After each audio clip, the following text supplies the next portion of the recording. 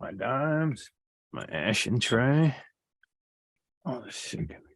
A little bit closer. Hold on. There we go. Oh man. So far, this has been fruitful because Andy had to do a reboot, and that is Yeah. now not on the regular record. So Reboot. starting early helped. Yeah. Up in a nice fresh DP. I got my dog Doing all good. situated. Fucking refreshing sugar shit. Fucking teeth rotten. Fucking cow milk of the fucking soda world. The fuck you to stomach cancer.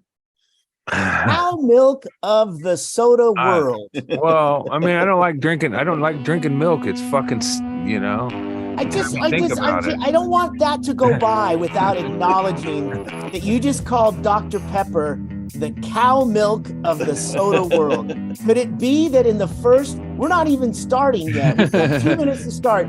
You've already named the episode? No, Yeah. I got nothing to back that other than they're both beverages that just fucking add nothing that of nutritional value to my life. Yeah, Wait this a milk has minute, no wait a minute. nutritional Your value. argument for the comparison of Dr. Pepper to milk is that neither has any benefit to your And I drink them Equally as unnutritious. and I have both of them on a regular. Yeah, the fucking cows are so fucking pumped. Yeah, but you do need a little vitamin D. Cows are so Vitamin, right? pumped full of shit, on a Probably right. even a cool cow is fucking on You're drugs. probably right. Just a cow hanging out. He's all fucking slinging some antivirals and shit. So you're saying maybe if you caught a wild cow, you could milk it. I thought I was Good stuff. prepared. I wasn't prepared for this. Well, you're not a milk drinker, aren't you, Chad? You're I off of used milk. to be. I used to Uh-huh. be, but yeah, I don't drink much milk at all. There's no reason for humans to drink I don't drink any milk either. lactating If I eat fucking liquid cereal- of I know. another animal. They think they got babies. You're like, motherfuckers. I mean, don't most of the cows, they just get their tits sucked on so much they think they're having babies, all right? No, they keep Yes. them in a perpetual state of Yeah. either pregnant or Yeah. about They- to be pregnant. Yeah, they murder their babies for veal.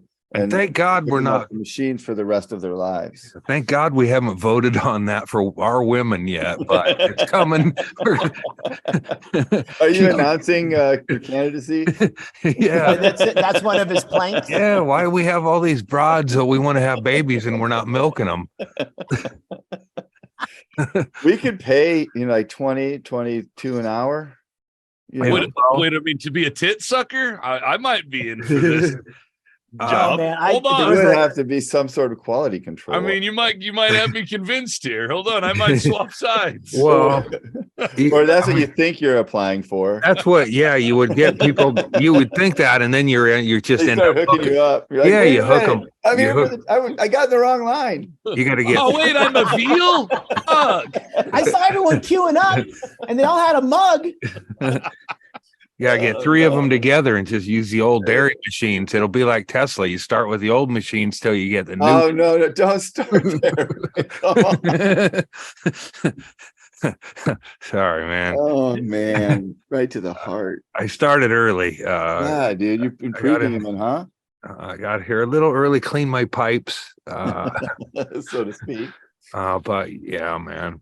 I don't know. This is rough. I saw some By the way. cheaper milk today at a store and I read it and it was like fucking $3 less than the other dairy. And I can't see I can't see through from the milk how it's better for either cow or, Hold on a second. You bought discount. I went with the same. No, it was just a cheaper brand. And it said, these cows are treated with whatever. You know what the word discount means, right? Well, it's $3 cheaper than what I normally get. Okay, so we understand. But I'm willing to, like, hey, how do you? I'm sick of all of them, man. fuck it.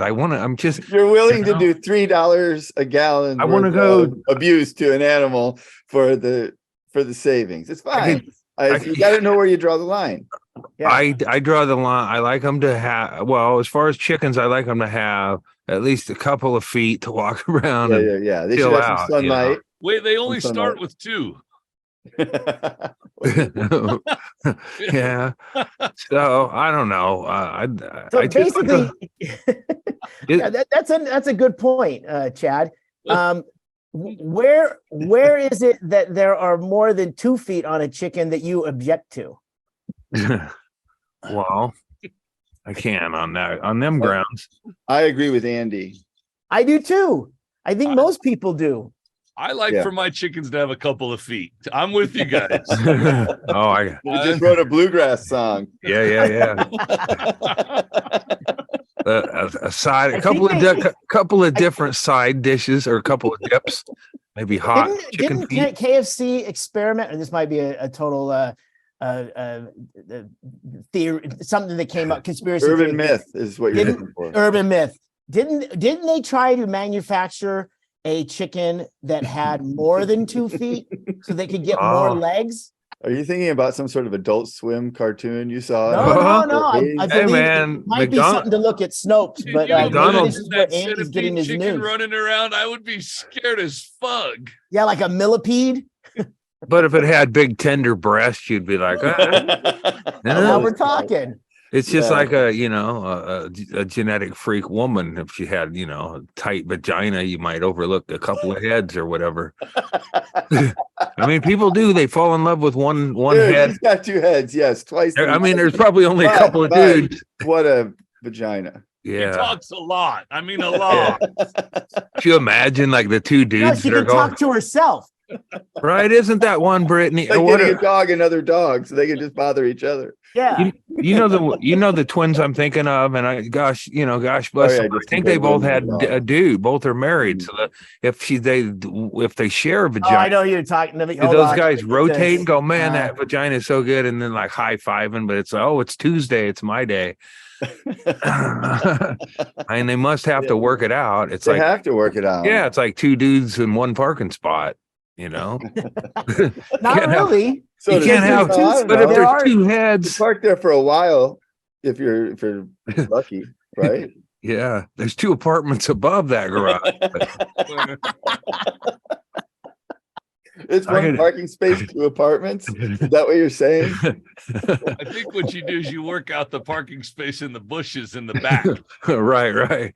Yeah, you got to be like, that's you only park out back when you come home drunk. What would that be? Drunk, and you pull in wherever you want to pull in. You're just pulling in, Would you call that a 3.5 some?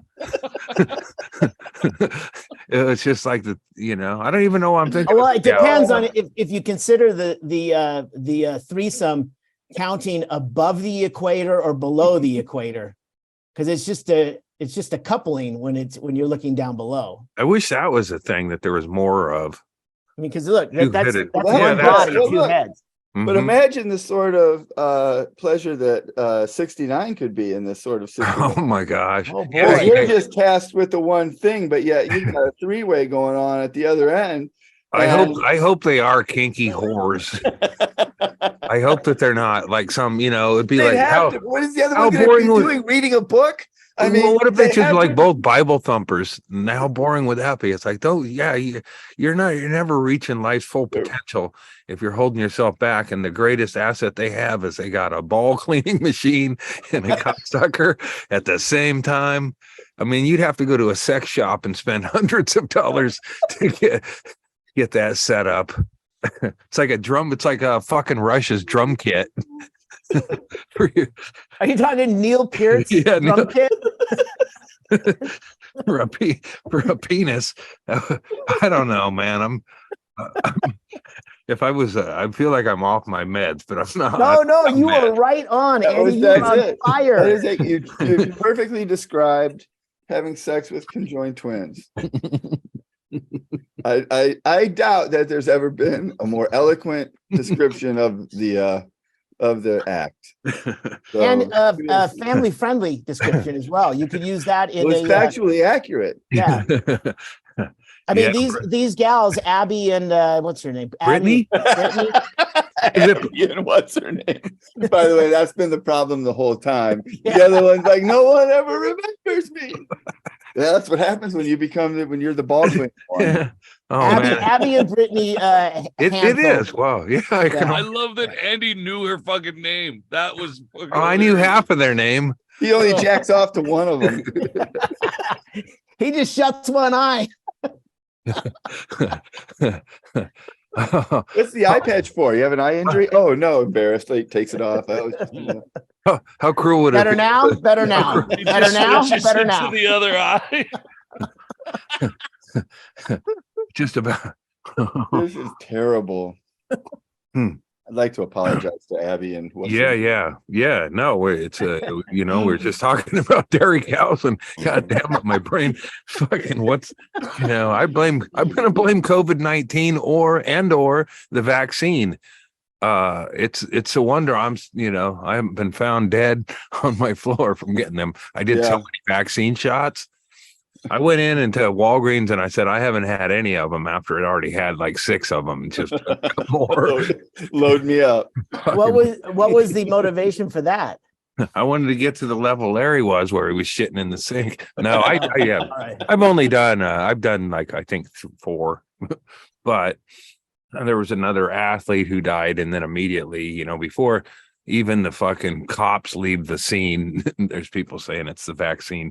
The jab. He got the job. Yeah, Tony is a sprinter, lady sprinter, 32. I think she's retired from track, but died in her home in Orlando. It's certainly retired from track. Whoa, that's one way to retire.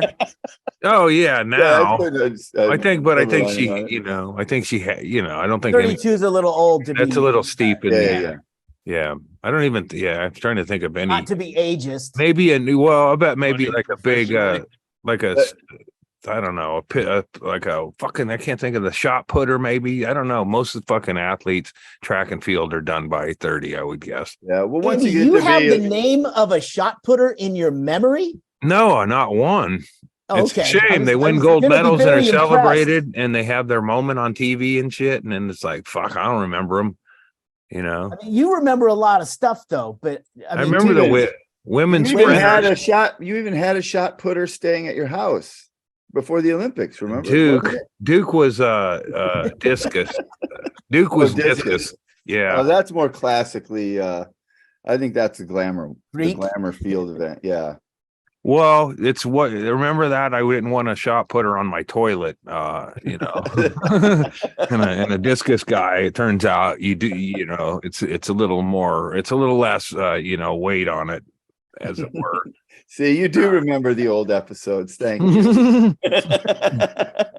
I knew it. I knew it was back in there still somewhere. I play them back in my head and cry.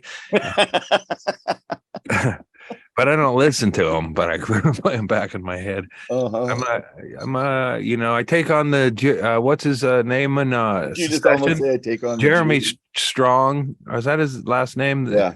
I'm like him, I'm in character all the time.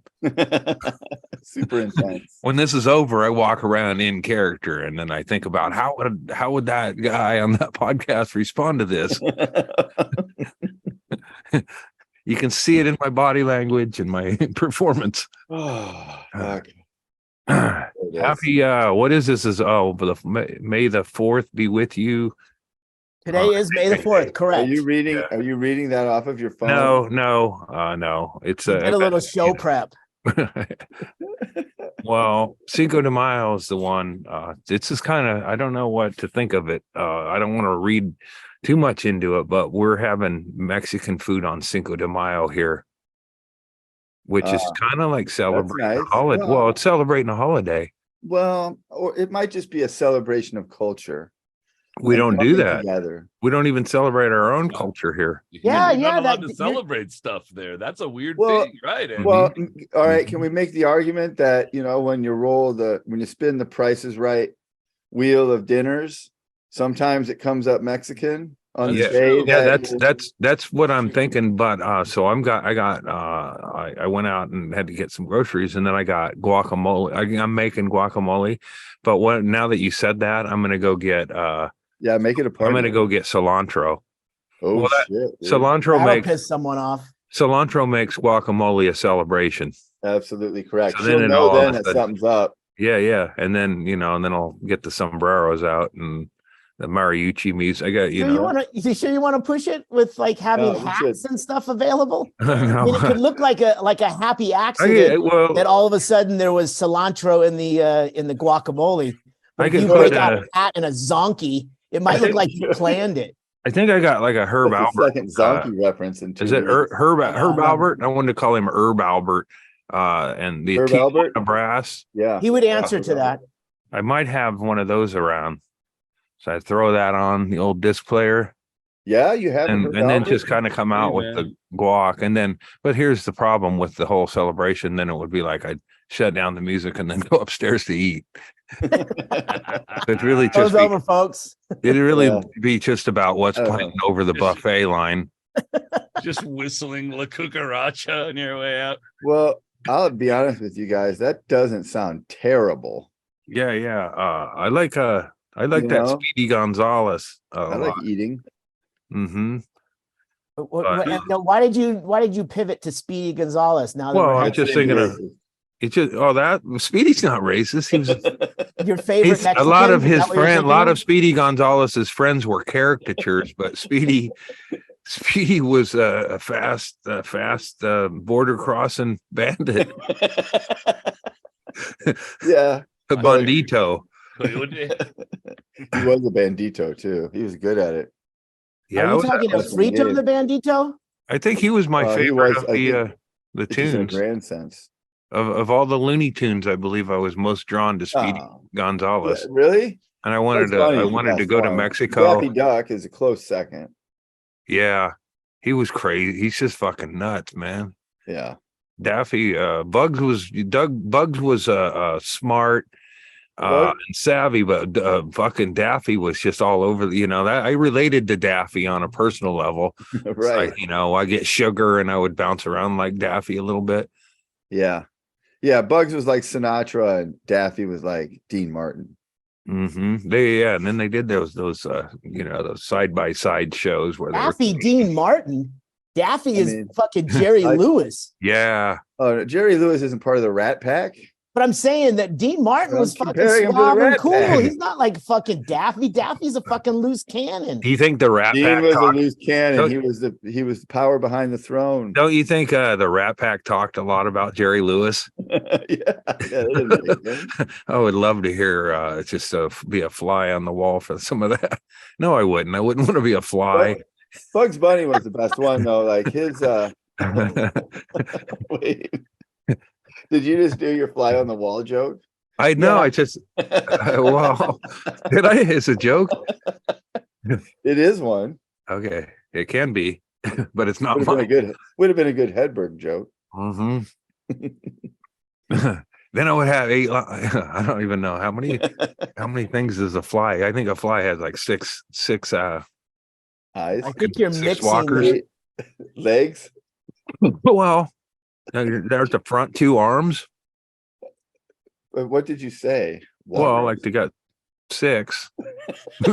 6 I don't know. The number I heard perfectly. 6 total. I think 6 total. Is that right? Yeah. Flies. Yeah. Yeah. Yeah. We should start eating them instead of chickens. Chickens only have 2. Well, I've been up and You're right there. See? 6 argument already. 2. Yeah, fuck chickens. Well, I mean, really, like, what at a farm should you even get involved with? Eggs are not that good for you. Milk's not good. Yeah, don't. Why are eggs not that good for you? Whatever you do, don't fuck my daughter.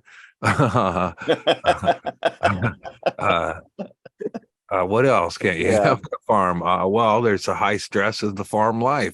Think about all the possible farm injuries. Mm-hmm. A walking disaster. There's corn augers and shearers and plows and. I've told you about my dairy experience. It's been a while, right? When I was a fourth or 5th grader, I went and stayed out at a dairy ranch for an endless amount of time. And hijinks ensued. And, wait, was it overnight? No, it's when my dad went down to go meet my molester. Well, my dad went to the hospital VA hospital in Palo Alto, California for I don't know. It seemed like months. He was going there for treatment. I guess to learn how to be to go from a guy who went to the hospital with some leg issues to being in a wheelchair. It takes some learning. So again, it seems to me like guy who went had 2 feet to start. Now he's got 0 yeah. He had 2 of them, but they were useless. Anchors. They weren't anything he could. They weren't. I mean, except for pictures, they look good in pictures or whatever. But he couldn't stand on it. If he didn't have those legs and we just put him in a chair and put a blanket, he would have looked the same. The staring quotient goes up when you're missing limbs.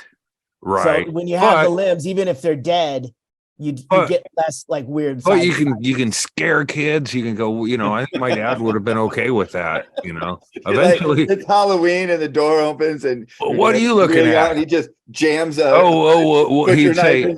He'd say, "Oh, what do you need?" And that would spook people. He had he's like, "Oh, hey," and that would have you because it was loud and unannounced. And he would accusatory. I would say that my dad was very accusatory, and since I've been working on material recently about my past, I just I just hammered home in my head. My folks were the worst sex traffickers in the world. And they didn't even know they were sex trafficking, and they didn't get no benefit from it. They didn't get gas money. I was thinking, I flew a couple times from Coos Bay, which, okay, if you're going to go, sex traffic your kid, Coos Bay is pretty convenient from Coquille.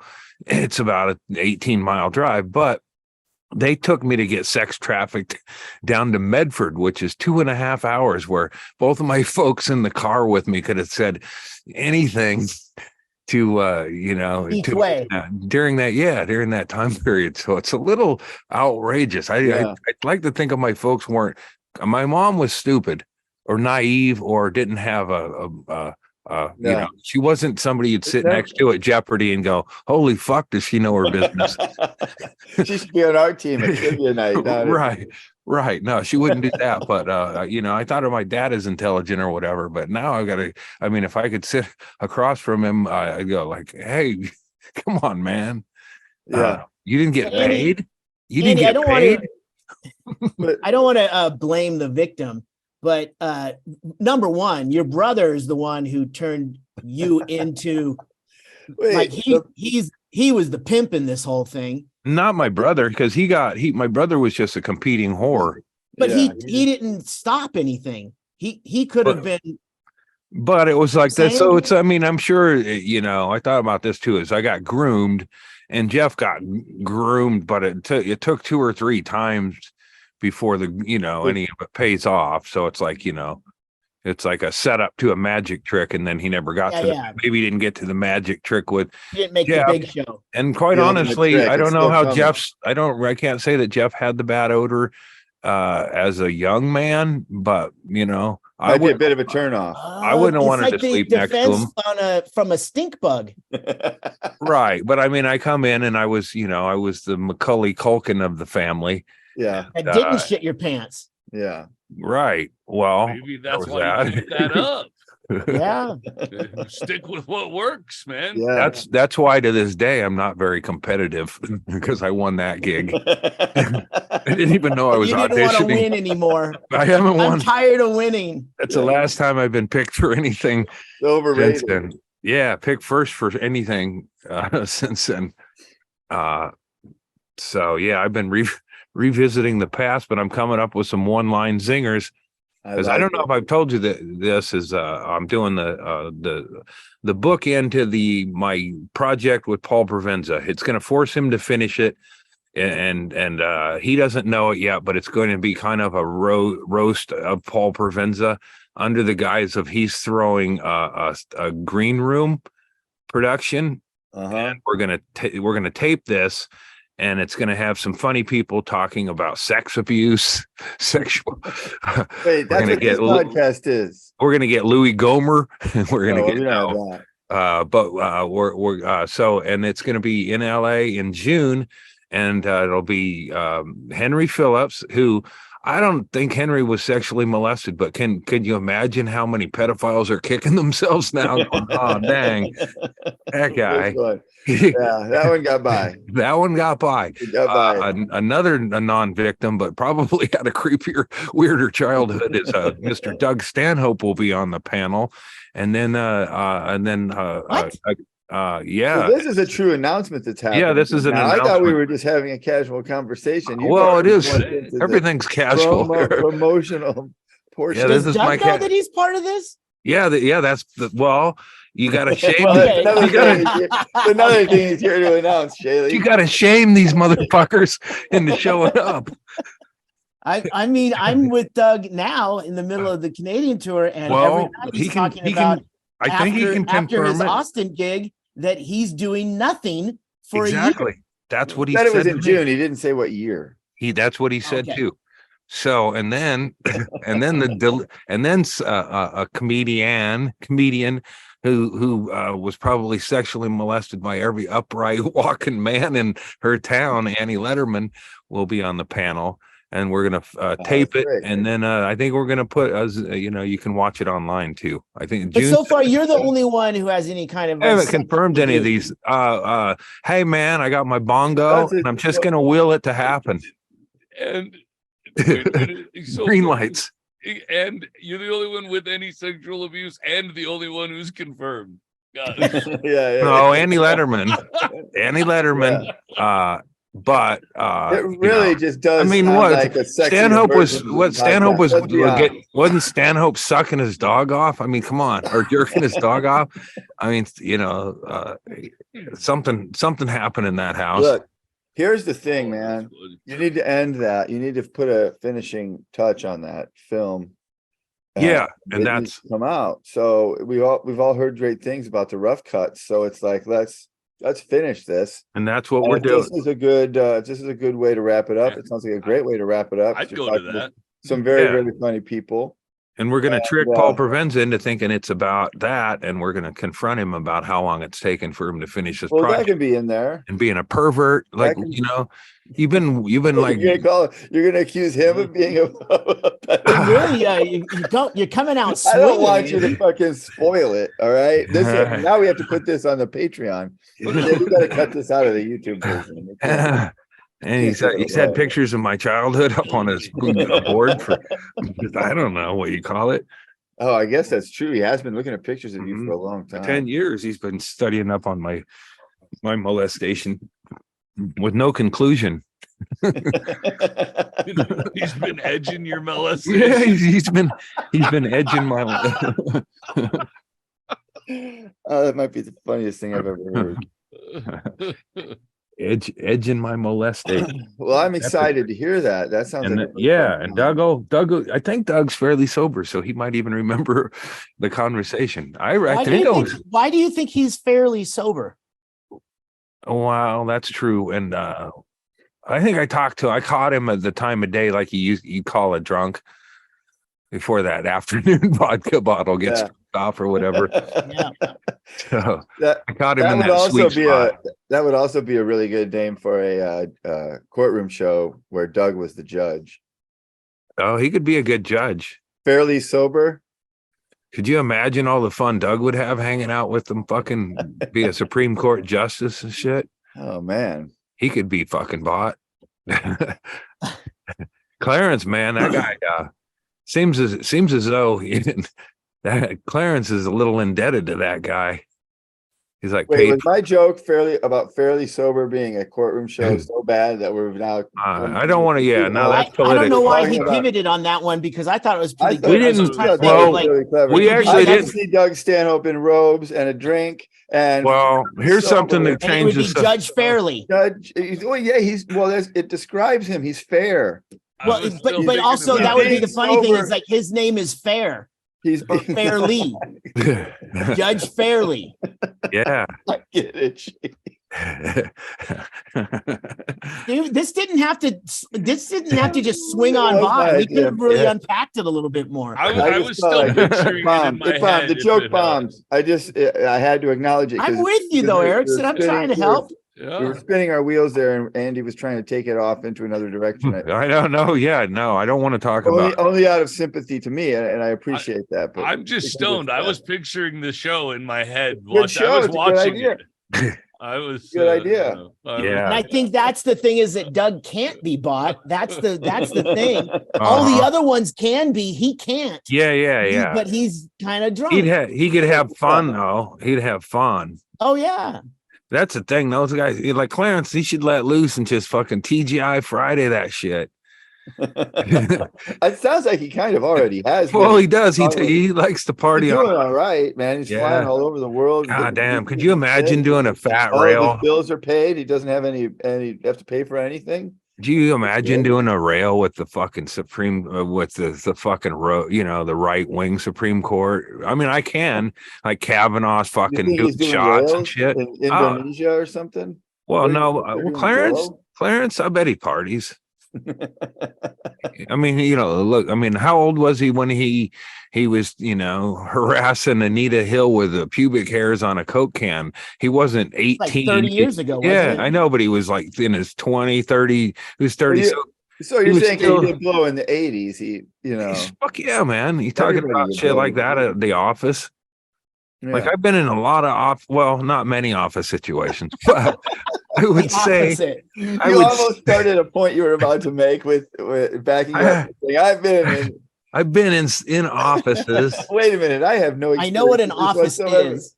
As far as but as far as interactions in the workplace, there was a couple of people at women at the man show. I may or may not have anyway, let's just stop. Anyway, you're not going to win anything. Anyway, let me just say that I didn't go around. All right. So that's not a good example of nothing, man. It's not even. It's an outlier. Fuck, man. Yeah. Is that really Clarence Thomas? I am. A moment of levity. Yeah, I think he's testifying. Oh yeah. Oh man, yeah. I'll bet he's fucking. I'll bet Clarence. He's probably he's like, who he looks like in that picture right there, in Django. Samuel Jackson's character. He really, that's what he looks exactly like that. But I'm not saying that. I'm not saying he is. I think you are. I think I am. I think I just described Clarence Thomas perfectly. This guy's owned by a white guy from Texas who has a lot of money. And he don't like any other black people showing up on horseback. Yeah, you got it right. And he's out. Controversial, yeah. Borderline. Well, it's the same reason I didn't want the truth on this podcast. And if us telling the truth causes us to get famous in right-wing circles and make so be it. Yeah, we could. I mean, we're just, we just happen to be waving to a friend going by is all. Like, oh, hey, man. Hey, yeah, no brain. Yeah. It's a whole other, they caught it like that, but I was like waving people over and doing that. No, it's a Henry Phillips moment. The whole thing happens to him where they think he's a Nazi. He does like 6 things.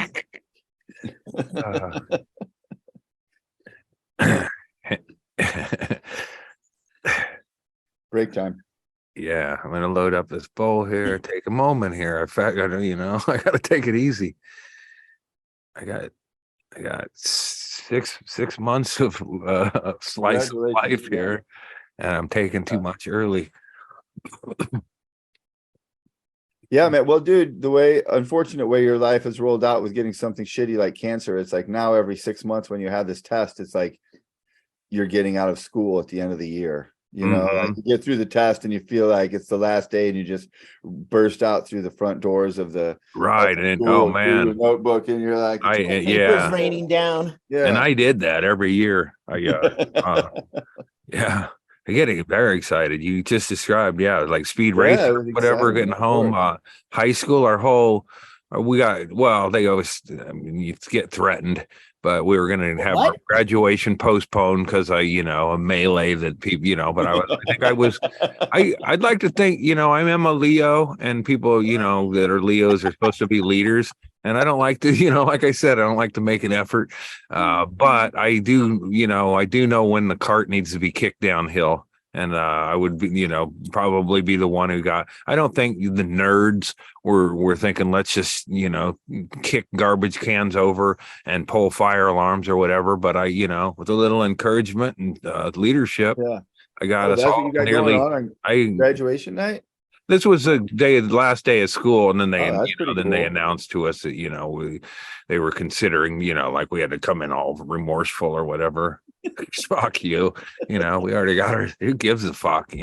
That's what I said. How old were you when you did that? 26.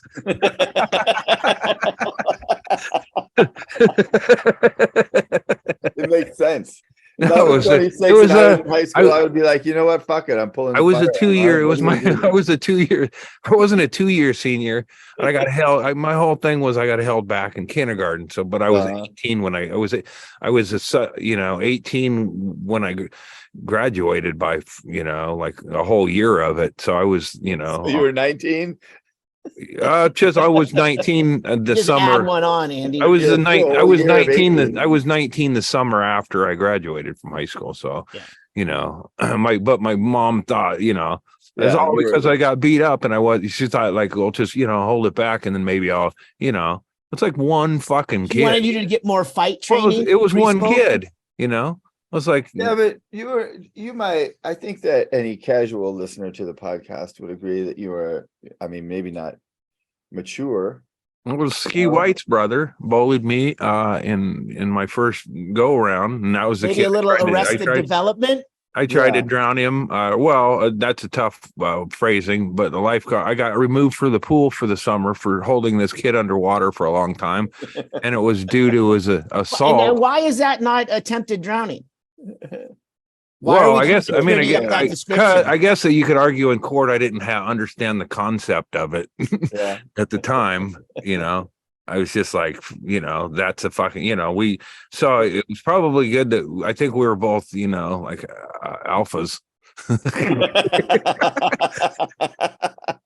Wait, how old were you when you tried to hold the kid? He assaulted me in the head with a lunchbox in. The same kid. Yeah, it's the same kid. And then I went to grades. His ski was in my graduating class or whatever. I don't think they stuck around or whatever. They were, little white trash, but it was like, we were both a couple of fucking Garys, just fucking bad haircuts, loser, unloved, But if your reaction to him hitting you or assaulting you was to hold his head underwater, I think exactly. Well, I did a little choking. We were horse playing. But it is in the rules in almost every pool. And I not to drown anybody. I let he probably, but we both were considered smart asses. So, it was one of us or the other. And then he didn't stick around through Coquille because I feel like Coquille only had room for one of us. And we clashed there at the pool, and then I didn't see him anymore. I don't know if he took in so much water that he died on the way home or whatever. But I think they moved away that year because he would have, fed into the middle school and all.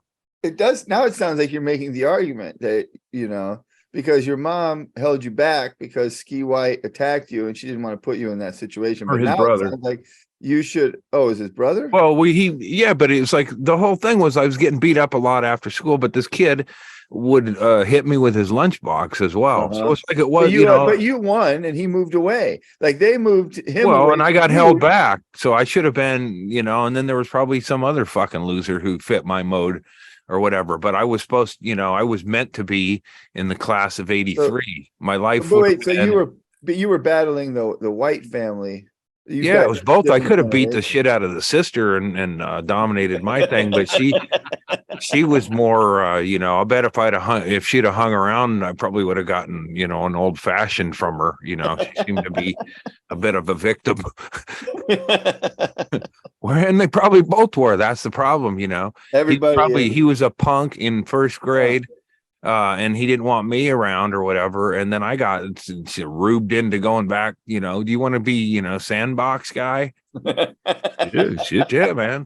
This school ain't even got it. Well, in the sandbox last year, you want to just do another year in the sandbox? Yeah, what I needed. What's a sandbox guy, Andy? Well, the kindergarten. That's what I remember going back to the kindergarten, and they put me in charge of the sandbox again. I think like a monitor. I don't remember. Yeah, I got to be monitor. I don't necessarily remember that being a gig the first stint in kindergarten. Or were you tasked with chasing away cats? Well, back then, kids thought that they identified as cats, and they would try to use the sandbox, and I would shoo them away.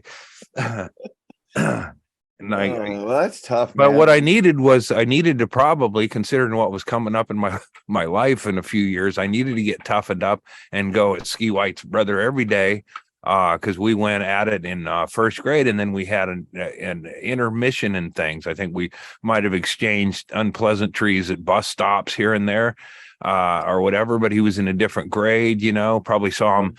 We had segregation between grades, or fourth and fifth could hang out over here. And then usually they break it between first, second, and third, and then there's a break, and then fourth, fifth, and sixth.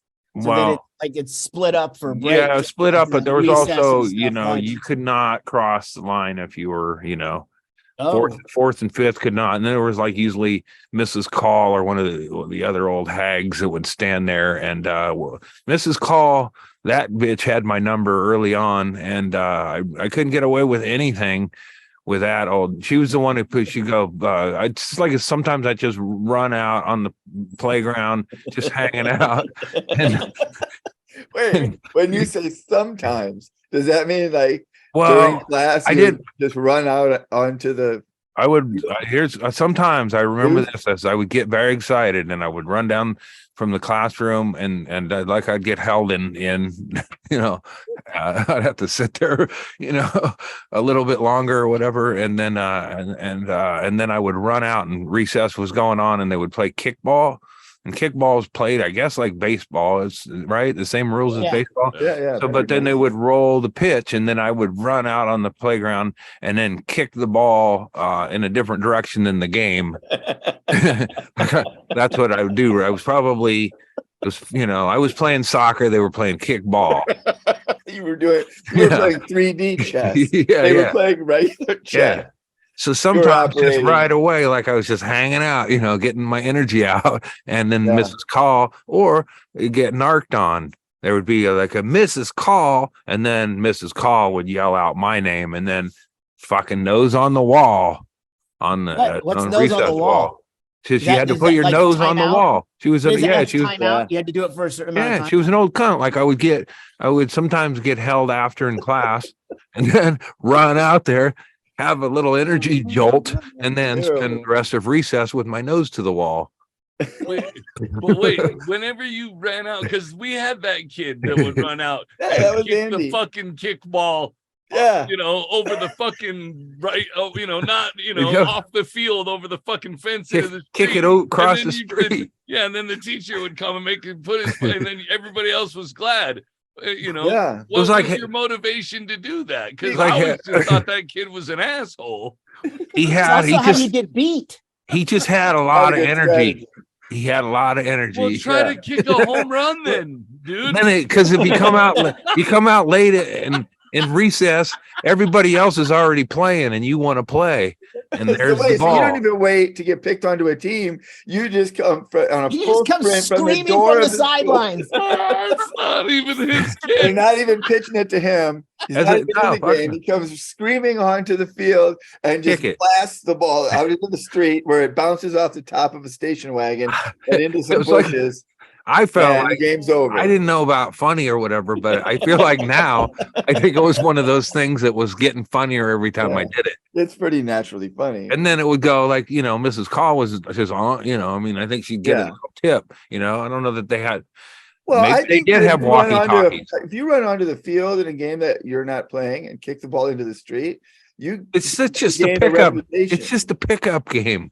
I mean, if you're fucking sitting in right field, it's probably fucking hilarious. They weren't playing league. It was the fucking nerds.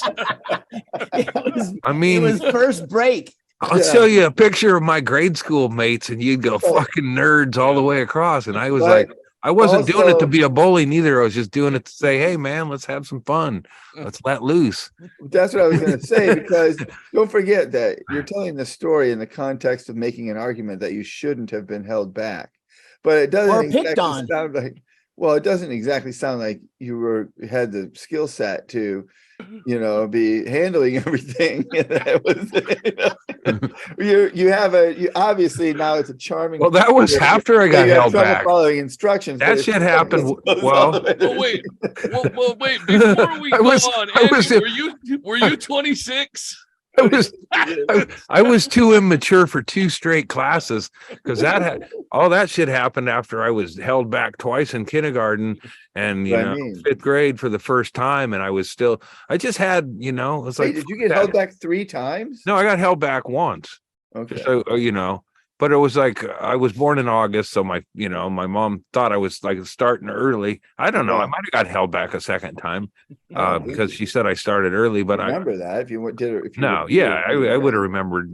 But fuck if I know, man. I just went where they told me, man. I got a fucking Bible awarded to me for memorizing. For what? I have no idea. I don't even know how to pronounce most of that shit. Now I'm fucking reciting that shit. I find it hard to believe. Nose to the wall, man. That's some old right Mrs. there. Call and Mrs. Pemberton was another one, which did that. Yeah, like nose to the wall, and then it's like you did your job, Mrs. Call. Well, hey, Mr. Havers is getting Tony to suck his dick in that's a different punishment. My nose is to the wall, my girlfriend's in there giving Hummer to the teacher. Yeah, Mrs. McCall's running as a wingman. I'm getting secondhand, That's the thing about it is I learned this French kiss from Tony, who sucked the teacher's dick, and I learned that trait. He was making out with her too, right? So I mean, I kind of benefited. I guess I kind of benefited from his abusing her in that. Maybe would have come about it more naturally, but I don't think, generally going on, the beginning of 5th grade, you're French kissing. When your teacher started like hanging out with your girlfriend, did she keep up the relationship with you to keep up appearances? I don't know. I mean, it was like a 5th grade, you just like get a note and, it's like voting. You like voting down ballot. You're like, I don't give a fuck really. Which one is okay? Yes. Well, maybe is a little indecisive. I don't, it's like I cross maybe off all the time. Like it's going to be one or the other.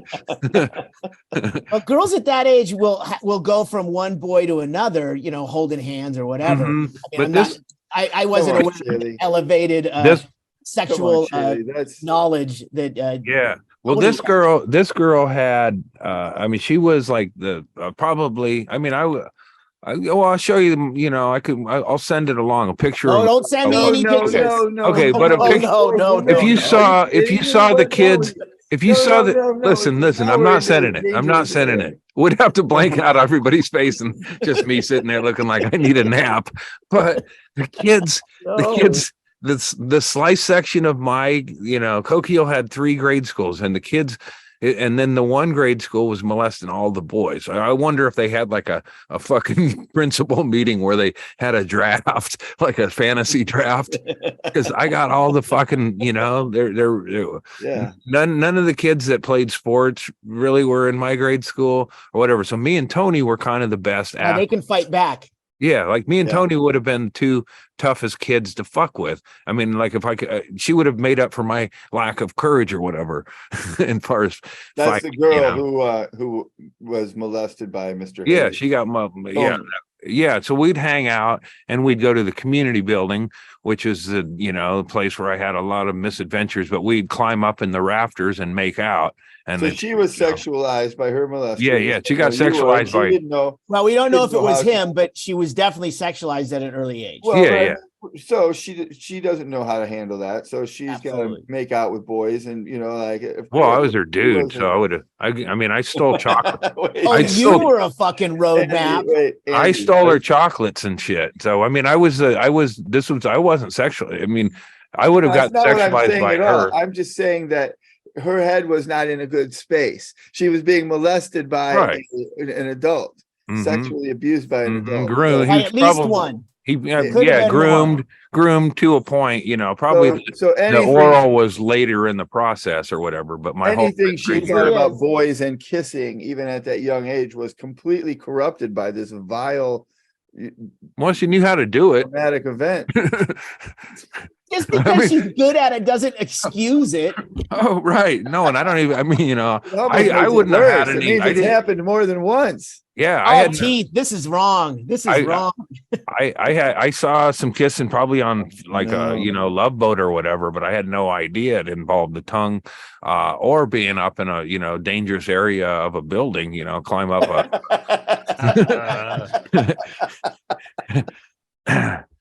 When I was 6, before I was 6, I don't think I told you guys this. Maybe I did it, but it had to be before I was 6. I had a teenage neighbor girl that would take me behind the shed next door and tell me, let's kiss like they do in the movies, and would make out with me. Wow. As a little when kid. You were 6? Yeah, but at least because we didn't live there anymore after 6. Did you do it? Do you remember if you tongued? Oh, yeah. Oh, man. See, you started. 6? God dang. Nice. You did grow up in a trailer park, bro. Yeah, she was. Oh, man. Yeah. Oh, my God. Yeah. Then when I was 9, I had a stepsister. 6th grade, 6th or 7th, 6th grade. First time I kissed a girl. It was beautiful. It was like a Disney movie. Sorry. When I was 9, I had a stepsister that was smoking hot. It was in junior high that would make out with me. Yeah. All the time. Oh, man. Wow. And so that was your dad remarried? My mom. Your mom remarried. So it's like, that's hot. Like, our parents are, turned on by each other, and, the Brady Bunch. And the older sister, that one she was only married to that dude for a year, and I didn't even know him. We just moved into that house one day, and they're like, "This is my husband." I'm Grab like, your stuff. Whoa, I never even met this dude. And these are your stepsisters. And the oldest one was in high school. Just got back from Vegas. She would make me and the other girl stand guard while she banged her boyfriend. So we would be in the same room, like fucking shit. They'd be cuckold. They wouldn't even have you be on the other side of the door. They'd make you stand in the room and watch. Well, gentleman turns his back. Well, we would have access to the room. We could go into, like, stand in guard in the living room and watch, but we could go into the bedroom and back into the right. You didn't have doors? Well, I mean, were you like a condom caddy? And close them. Condom caddy. Like a ring bearer. You put it on a pillow, a song plays. She was grabbing me and making out with me and all kinds of stuff. So we were very curious. She was very curious, and so I was obviously, it was a strange time, man. Wow. That's not just as fucked up as Andy's life. I was about to say that. That's not. No, mine was all right, but yours was not all right. I've never considered any of this kind of stuff weird, abuse, but I guess it fucked me up in certain ways for sure. On things. It probably is abuse, but it's hard to affix blame on a perpetrator because you're all young. And so just all the parents involved, I guess, overall would be the problem. You know what I mean? Like, it's not like Andy's situation or Tony's situation where a human adult is fucking sexually assaulting you directly. That's the first one when I was a little kid and the teenage girl next door, that was weird, and she was gross. I'm just lucky because the first time I kissed a girl, it was like a topic of discussion before it happened for a while, and it was like a big deal, and then it happened, and it was very exciting, and I felt like I turned into a man. It was great. Is your bar mitzvah? Yeah. A little bit. I almost got turned by a man. Yeah, you were having a slightly different experience. Yeah. Fortunately, that's something I was like, I mean, I would have fucking ran out of the place if he would have tried to fucking do the Frenching. Well, he knew not to give himself away. Yeah. He was being sneaky by going. He was kind of edging with you too, in a way. Oh yeah, you know what I mean? No. He wanted to keep it going as long as he could. So he, Yeah, unfortunately, horrible abuse, but he wasn't straight Sanduskying. He was working against the clock too. I mean, I think if he was more advanced with it and shit, I think he would have played his hand sooner or whatever. But I because all that cow milk I was drinking or whatever, I didn't. You were aging out. The next time I visit, up a little bit. Yeah, my voice, my voice dropped like hormones in the milk, and you're starting to look like Remember that episode of the Brady Bunch when Pete Brady's voice changed and they were trying to sing? Yeah. Singing that song. I was like, my voice had dropped, and I was like, change. That boy is turned into a pube adolescent or whatever, pubescent. I went into that from unripe cookie to a baked cookie, and it was all over. Yeah. It's not cool what happened. I shuttered the business. It was already closing. Like, if I'd I should have figured. I should have, that was it. But I did not get it. Was that he was going to renege on the I didn't know he planted time bombs, and he didn't get me a car neither. But it is the ultimate final slap. Yeah, it's like Sean Rouse said. It's like getting raped in the future. It's like you go, well, no, you can go, no, that's not what happened. And like, you age out or whatever. And you go, oh, well, yeah. Oh, wait a minute. Wow, my folks were sex traffickers and I got raped. Motherfucker. No wonder I didn't want to play with Big Jim when I got home. And you look out in the driveway and there's no car there. Yeah. Yeah. And the Rapture, and then eventually we got a car from that fuck.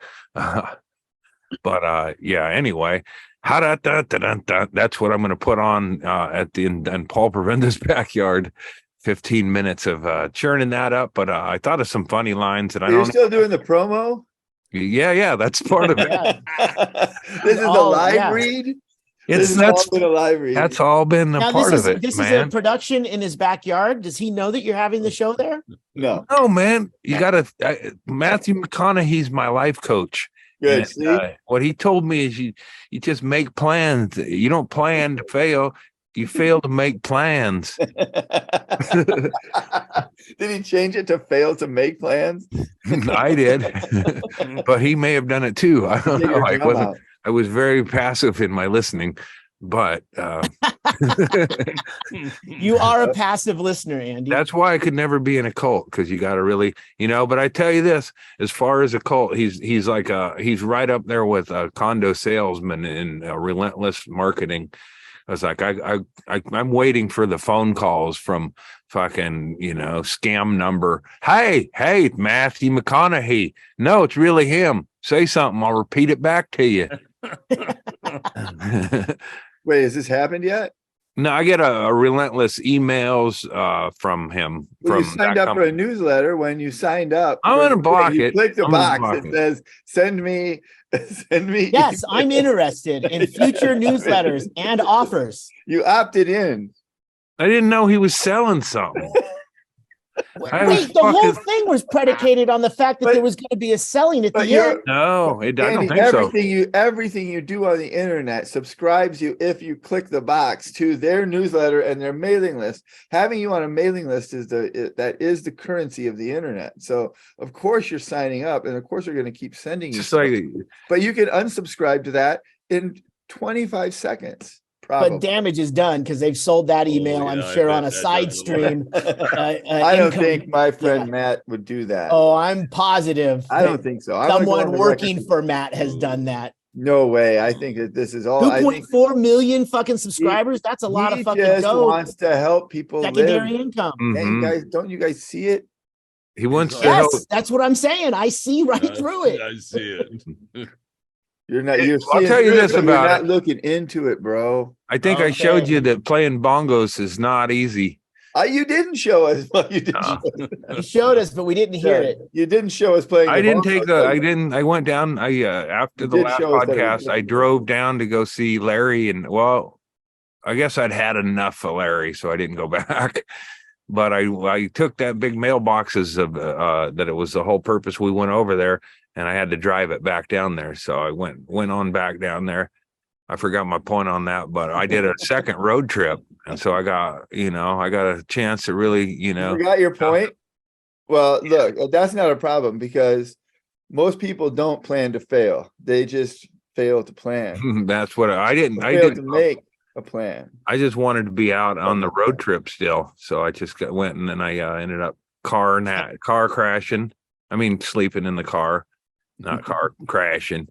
Crashing out in the car. Some people crash their car and then go to sleep, and then a tiny car with a black man comes shooting out, and does a cookie, and disappears. And it doesn't have to be a black man. That's just my preference. The reason I saw that video was because it came up in a feed that I had of somebody I follow. I think it's videos that go hard, and it's got some pretty funny stuff. And it was posted under the caption, "This is the one that makes me laugh every single time." And I giggled. I watched it 10 times in a row again. Yeah. It's funny every time. I think it's the same. I mean, I don't think there's enough of. I think that I feel like that it should be something that there's like a few of them in each neighborhood. Tiny cars, There should be a local tiny car guy who comes cruising in all Fast and Furious style. Hey, it's Jay Leno. Hey, it's Jay. Spins a donut and takes off like a Shriner. Yeah, it breaks up the monotony, man. Yeah. It's like the Truman Show. Everything's just, and then all of a sudden a tiny car comes out, and then people are like, shit, it's great. This show's good. I mean, there's lots of tiny car. A tiny car could be, I don't like a dude on a big one. I don't care for that. Those dudes on the high up bikes, but I'm saying that's its own tiny car. People, to me, that's just like fucking dumb or annoying, and I don't know why. Do you like those? A unicycle? Yeah, like I guess I associate it with a tiny bike. Clowns, maybe. Yeah. Well, I mean, tiny bikes are just. I usually tiny bikes when I are see somebody clowns, riding a too. tiny bike. I assume a tweaker is just, tired of walking. You see that occasionally, and it always So is. he built himself a tiny bike out of discarded shopping cart. No, I always don't. You think it's like there's something going on there? Just grab somebody- whatever was nearby. Yeah. You're talking about like a grown ass man on a kid's bike. Yeah. that is- Whenever you see that, it's Problem. like something happened. Yeah, definitely. Yeah, somebody got caught fucking some, or something, Wait, are you talking like a grown man, like with gray hair, riding a BMX bike? Or are you talking like this guy riding a bike? No, that's way too obviously small. a goofball or whatever. yeah. But like a. You're talking about someone who's kind of It's sort of like a had walk a of, couple of bad experiences in Yeah. life. And is, it's a walk of using a shame, bike. but not from maybe just a sexual experience, but just a walk of shame in life is to be grown up riding a kid's bike. It's probably stolen, or it's just it's not somebody you want to wave over and have a chat with. There's no situation that ends with riding a child's bike as an adult that started with good conditions. Although what's happening to you right before that, I saw bike is not a place where you want to be. I don't Greg know. actually said he couldn't afford the T-shirt that says, "I couldn't afford my SR22." That's it. Yeah, that's what all my. You guys never had a SR22. I don't know what that is. To be That's fair, a- we're not talking about That's a- this tiny that's bike, whenever are you we? have bad fucking shit happening. Do you have video of that? Yeah, wow, that's a fucking. Now, are we talking about that tiny bike? That should be a spider monkey What the situation fuck? there. Spider monkey. I thought of one who got. I mean, I'll give him the benefit of the doubt. He LaMichael James, who was a U of O football player, running back, who was really a very good college player. and had a sniff of the NFL or whatever. But one time I saw him riding around on a kid's bike, and in the stadium parking lot.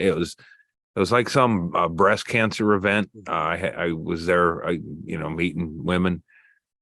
It's like I was never that into breast anyway, so I figure if they still got legs.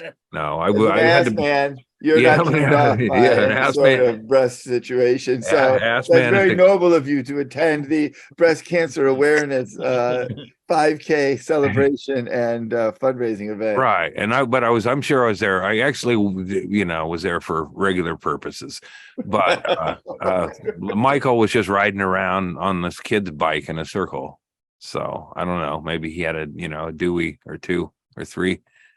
He did have a situation where he was he there as a like we have from the University of Oklahoma football or Oregon football team.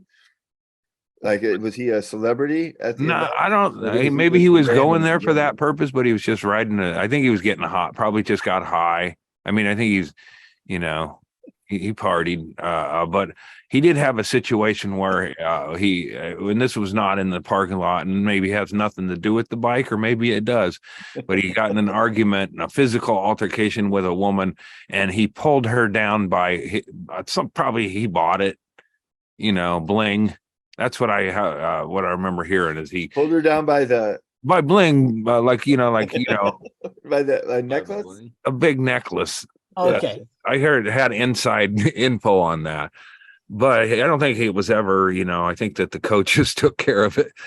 They swept that. I think he probably broke up with that girl and he got his bling back, it's like bitch, I think it was, it seemed like for what I heard it was his, like a big necklace with his number on it, and he took it back. Yeah. So it was probably given to him. He gave it to her. Situation changed. It was breaking up with her. Yeah. But, and that could very well be why he was the type of guy who was riding a kid's bike around the parking lot, stoned outside of that event. And the only reason I wasn't stoned was we probably smoked.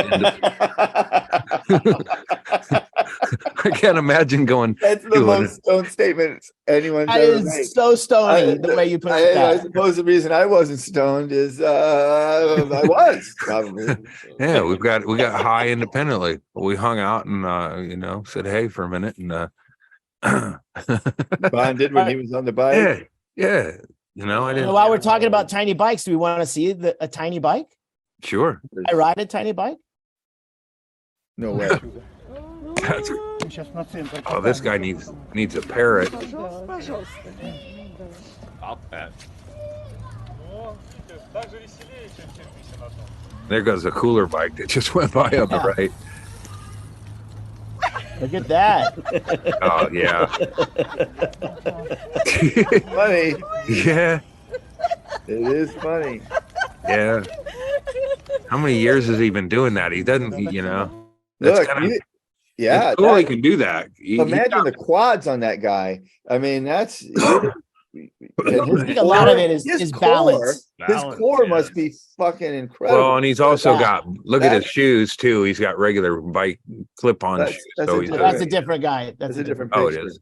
Oh. You think he's clipping into the well, I didn't think he was clipping into that, but it tells you he's a guy who rides a bike. And he's got a little water bottle on there. He pulls it up for a drink. Give himself a little squirt. I'm a terrible witness. Like the other guy had pants on, right? I'm like, Yeah. What was he wearing? I don't know. He was here a minute ago. What kind of car was it? I think it was blue. His shoes were like black slippers. Yeah. It was a ballerina. You don't have to be. You don't get called to be a witness when you're unobservant. I'm observant. I just don't observe what people, anything necessary. Right. You are very observant. Oh yeah. Speaking of which, did you guys all watch the end of that Jury Duty? Oh yeah. I did not. Did you catch on to that show, Erickson? You did not. No, not yet. We're gonna watch it. Yeah. It's got to be. My daughter loves it too. I say too. I don't know if you guys loved it. Yeah, she liked it very much.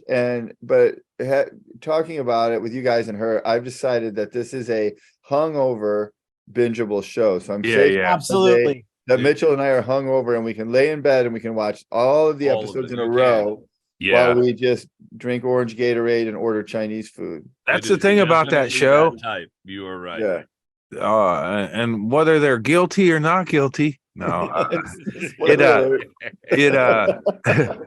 if it's guilty of entertaining, it's guilty. If the crime is, am I entertained? But I was gonna say, I don't know how long the episodes are, but that's almost like sometimes I'm disappointed when it ends on those, but you just binge it or whatever. But it's almost a perfect sized episode. Yeah, you know, half hour. That's it. Like Barry's the same way.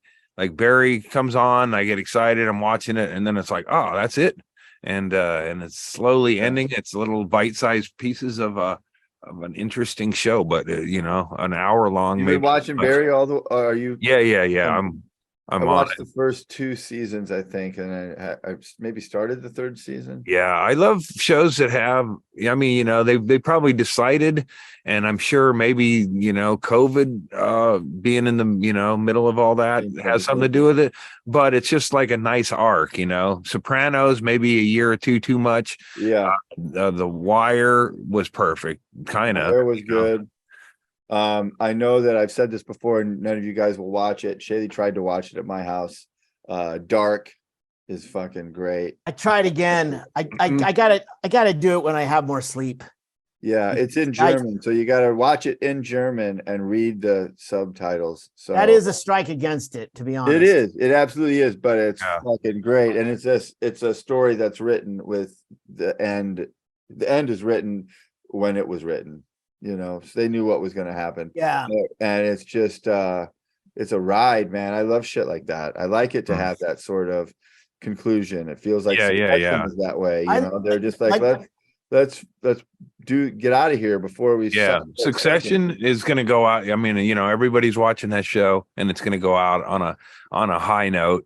And if they would go one more season, 2 more seasons, I don't know, it might be. Well, I mean, to the point you made, is that when they have like a vision of how the arc is going to go, and then they don't get to the end and go, hold on, let's give Ross a monkey. And then, a green alien right over top of his shoulder appears every time he's thinking of what to do with the business. That is the fucking killer to these shows, is that it turns it into a money-making venture rather than a creative venture. It's also a shame though, because I'm sure that finishing off Succession in 4 seasons is the right way to go creatively, but I would have watched all of those characters for 10 more years. How do you know there's not a spinoff coming? I mean, what if one of them gets a monkey?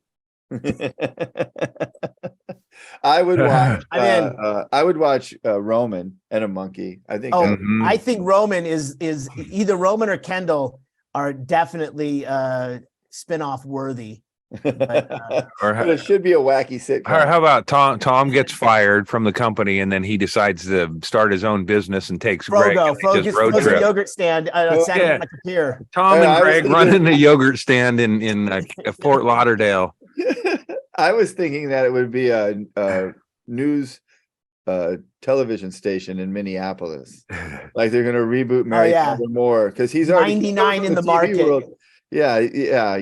Exactly. And he's going to start running this small TV station and a lot of hijinks with a wacky news anchor and a closeted. He's going to run it like he's still on. Lou Grant. He's Lou Grant. He's Lou Grant. Yeah. Wait, which one's closeted gay? Tom Murray. Oh, Murray. Oh, talking about Mary Tyler Moore. Was Murray gay? Sure. Come on. He was such a dude on the boat. Gay guys can be dudes. Are you kidding me? Gavin McLeod? I mean, back then they had to be. They were going to work. Sure. Yeah. On the Love Boat, he could have just used them women as beards. I'm not saying he was gay on the Love Boat. I'm saying Murray was a gay character on Mary Tyler Moore. They might not have been able to say it, but Wow. Did Murray have a wife? Did we ever see Murray's wife? No. Saying. Huh. Damn. Very flamboyantly writing. I'm getting Murray right now. Goober, did he date? It's a different show, but I don't mean to be outing people against their will. Yeah, well, I don't know. I'm just shocked. It ruined, what was left of my childhood memories. Look it. That's a gay Oh, movie. Right here is a pretty good picture. Well, that's more of an argument. This is the Christmas party when everyone else is gone. You know that the guy who's gay on The Office, Oscar, was he Doug? I guess he was Joe Rogan on the Man Show when we would do the pre-taping, and we had a couple of actors stand in their places. It was the stand-in. Oscar was Oscar. Well, either Doug or Joe. I mean, but Oscar Nunes. Oscar Martinez is his name. Martinez. Oh wait, hold on. No, Oscar Nunez. He did that hidden camera. He was on the hidden camera show with Doug, I think. Also, he did some Man Show style. You know, he was kind of a go-to for parking lot attendants or whatever. Yeah, he'll probably be remembered for The Office and not his parts on the Man Show. But no, not at all. But I mean, just the fact that that he was at that point in his life, he would stand in place of those guys, right. For 15, 20 minutes. That's probably a good way to get comfortable in front of a camera. You stand up there and let everyone look at you. I guess so, yeah. He was always talking about Angela and whatever. That's the only even before The Office, he had a premonition of The Office, and he was describing the characters in some sort of weird monotone rant. Yep. Tell me more about this Dwight character.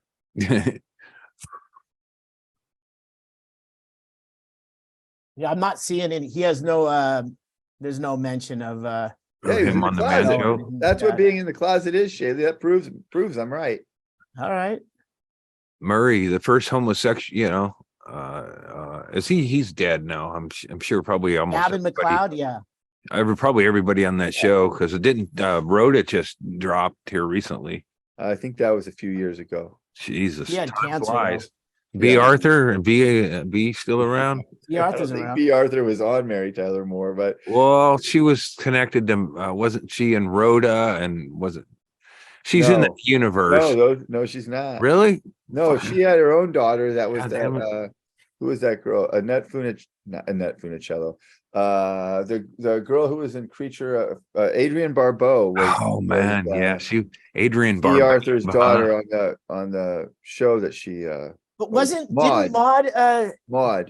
Didn't Maude? Wasn't that a spinoff from? I don't think so. Was All in the Family? More? I think it was in that universe. Well, you keep saying that until you're going to get it right. Well, no, I mean, it wasn't Mary Tyler Moore. I thought that Maude was her own thing. Everything spun off in them days. You could never fucking. I think you're thinking of Laverne and Shirley. They all go, where did Happy Good Times a part of the Jeffersons? I mean, that they those weren't connected, right? No, they were. The Good Times was in Chicago, and the Jeffersons was in New York. They had it rough, but they stuck together. Good time. All right, so here it is. All in the Family inspired spinoffs. Maude, CBS, 72 to 78. B Arthur, the babe on that one. Which then spun off Good Times, 74 to 79. Wait, what? Yeah. So All in the Family inspired Maude. Inspired spinoff. But so Maude, they probably on All in the Family, and the characters from Good Times were characters on Maude. There was a character connection. Is that what you're saying? That's what it's saying. Yeah. I do not remember any of this. This is mind. Neither do I. This is Meathead. And Meathead. I watch that would have show. Done to Meathead if he would have talked his liberal politics into I tweeted at it. I would always tweet, and I mean, not always, but sometimes I would call him Meathead in the tweets. Oh, here's I'm not Twitter bragging, but I made a comment about Heather Thomas today. She already follows me. And then she retweeted me today and liked something I had to say. You're right. You're not Megan.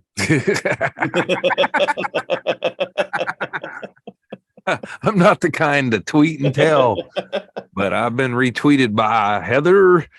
I remember Heather Thomas. Now that I'm seeing the picture, I'll pull it up. Talked about Heather Thomas. Mm-hmm. Yeah, I thought we were talking about Heather Locklear. Thomas.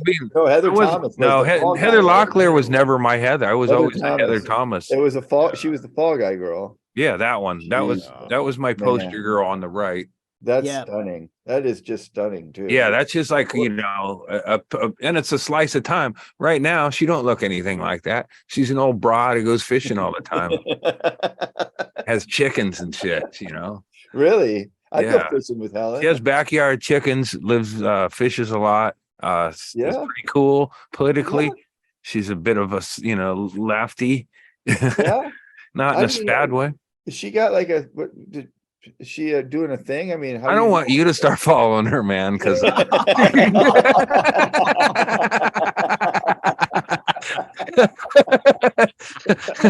in fact, I'm probably gonna let her know to block you, just so you know, because I don't want to be like hanging out over. Mine, man.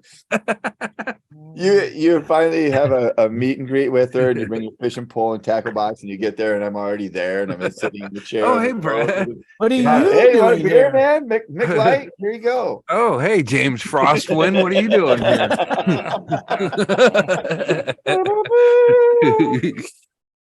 Oh yeah, no, Heather's yeah. Sorry, man.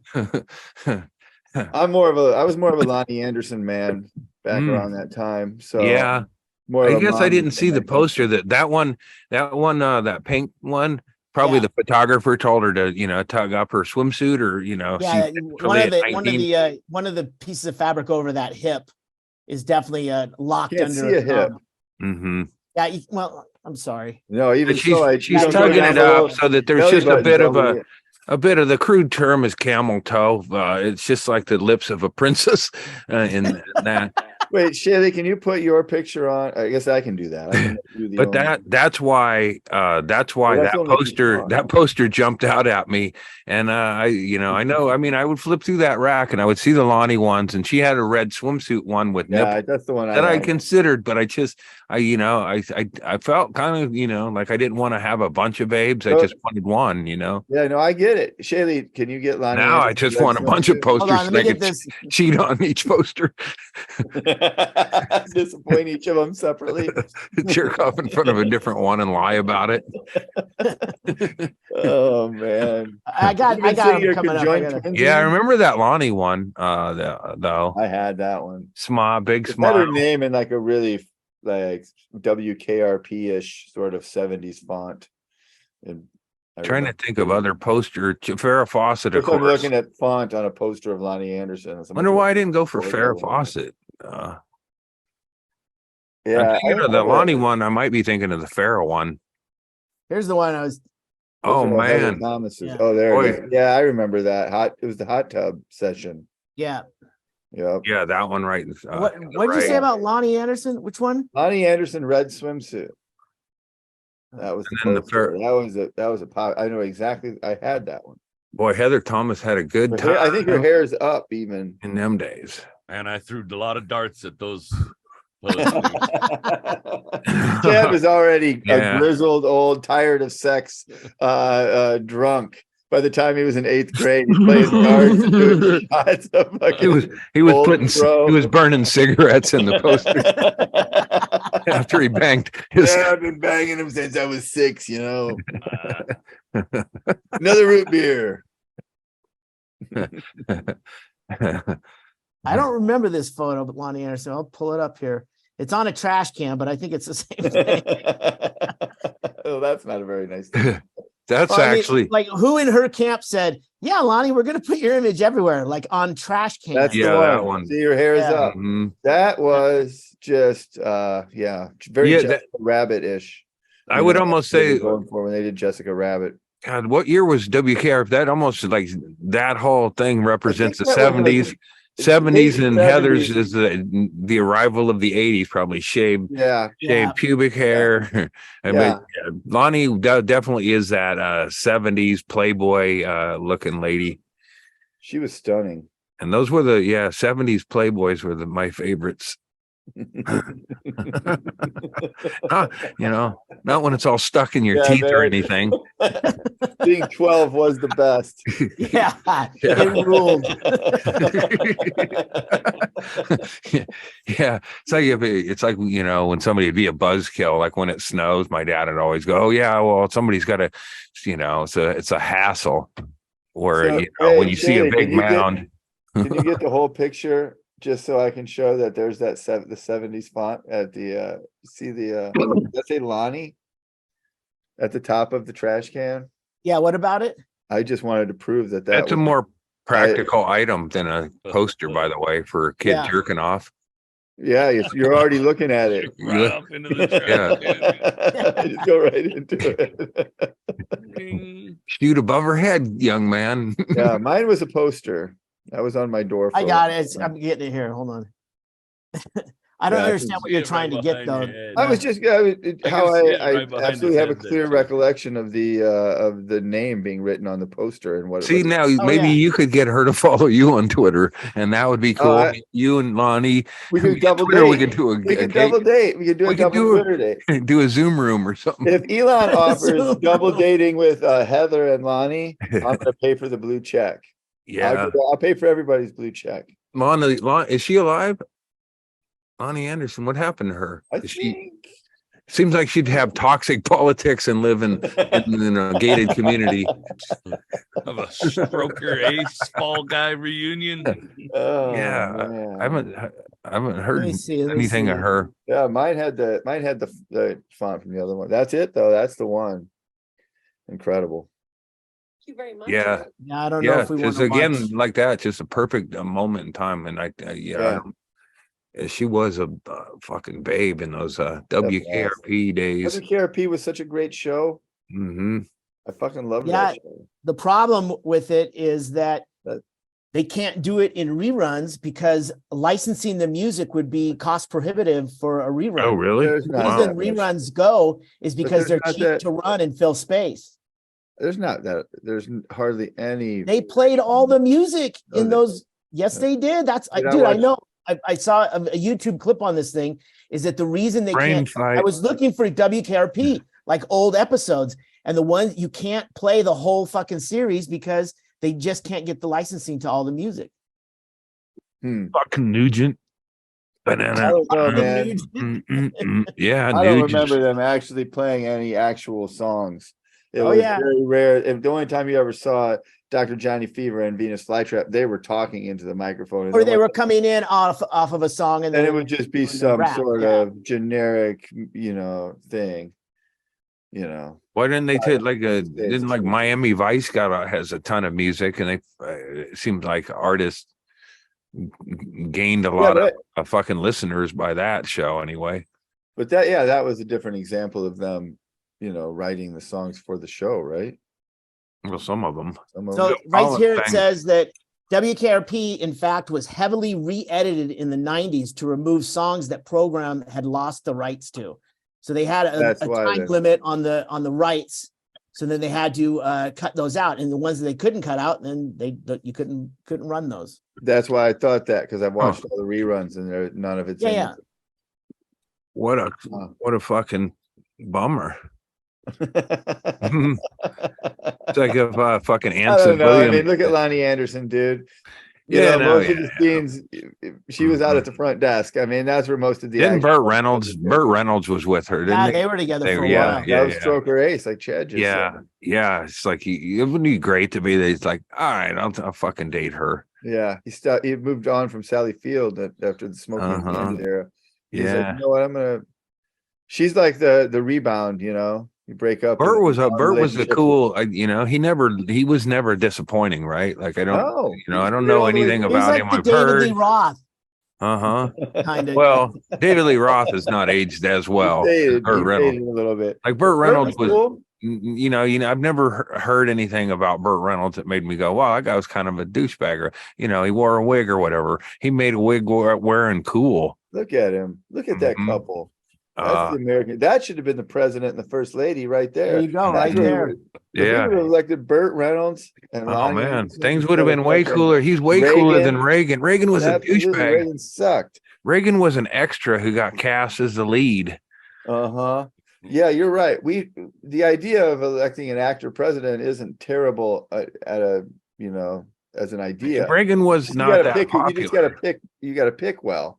We Mhm. didn't cast Yeah. for it properly. Yeah, Burt Reynolds was way more popular as a movie actor and would have been great. Then Well, he fucking made some just classics. married whoever. Everything when Burt did the State of the Union address, you could watch it, and then at the end there would be like outtakes from when he was doing the State of the Union address, and he would say, the tit or something when he didn't mean to, and then they'd all start laughing real hard, and then they'd cut. Yeah, he'd have to get his whole cabinet would have to be all those guys who laugh like Dom DeLuise. Yeah, exactly. They're just cracking up. Oh my God, they couldn't get anything done. Terry Bradshaw is part of it.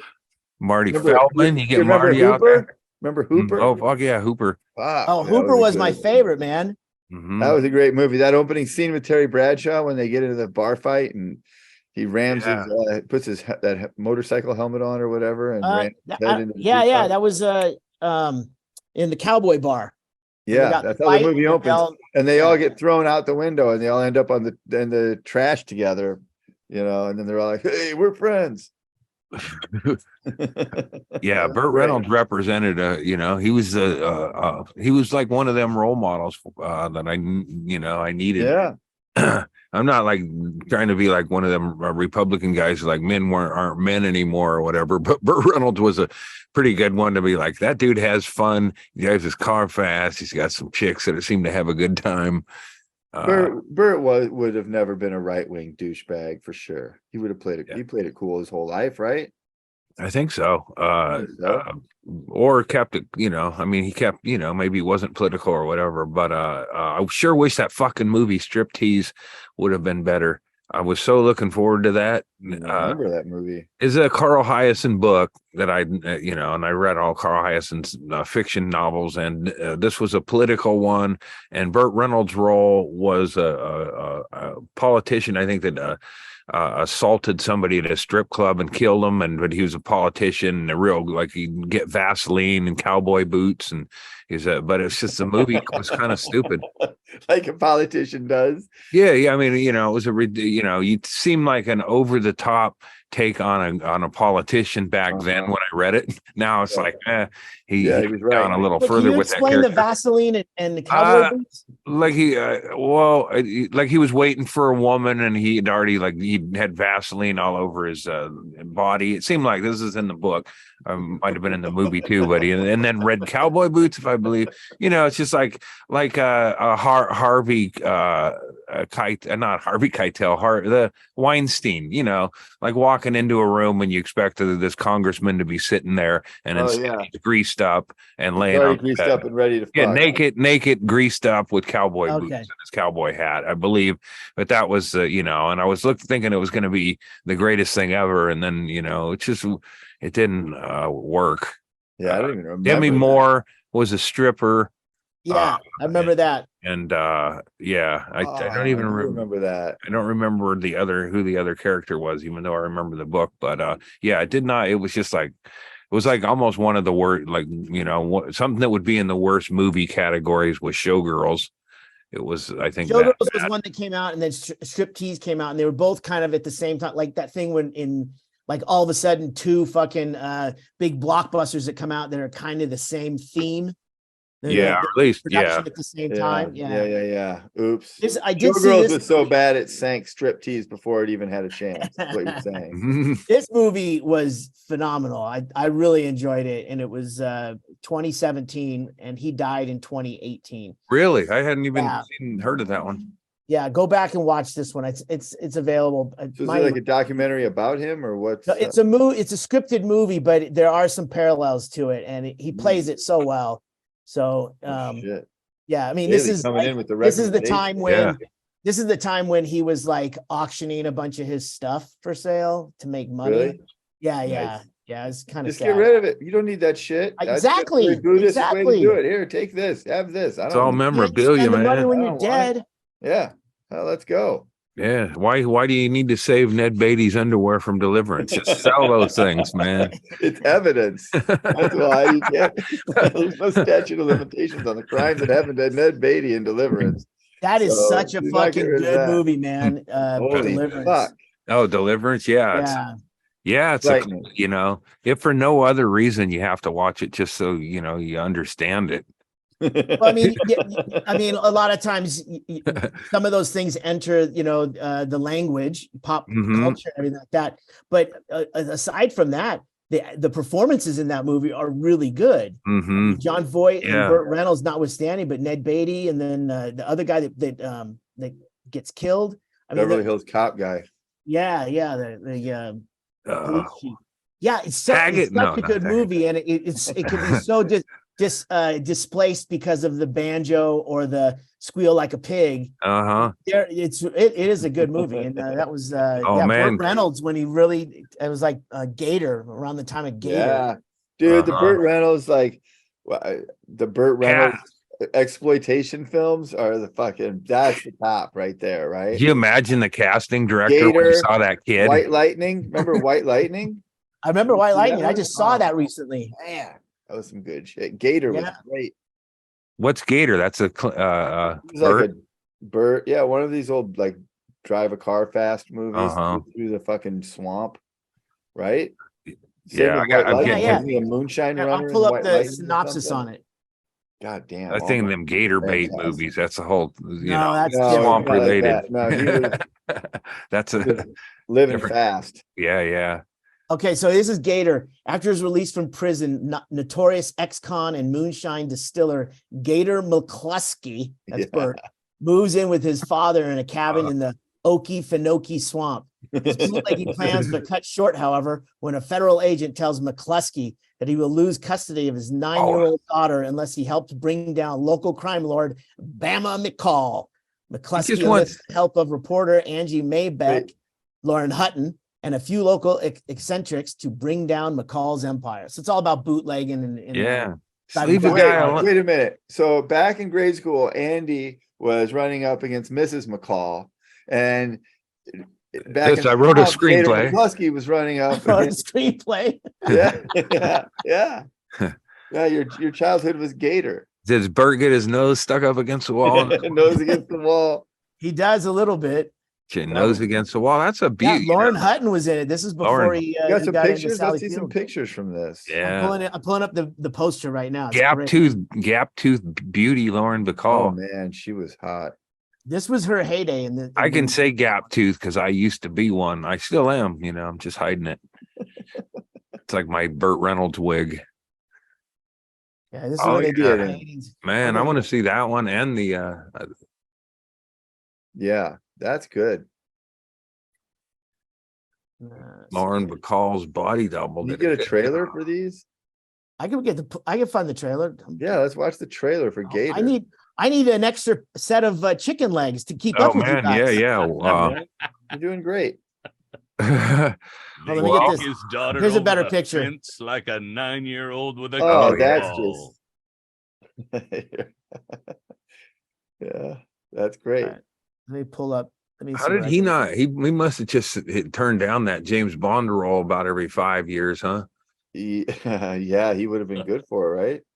I ain't doing no English accent. You'd have to play it more straight though, and he would really fucked around a lot. I would imagine he cost the studios a lot of money. Deliverance and Gator and White Lightning. He was serious. He was just fucking around with Dom DeLuise. They were Dom DeLuise had the good weed.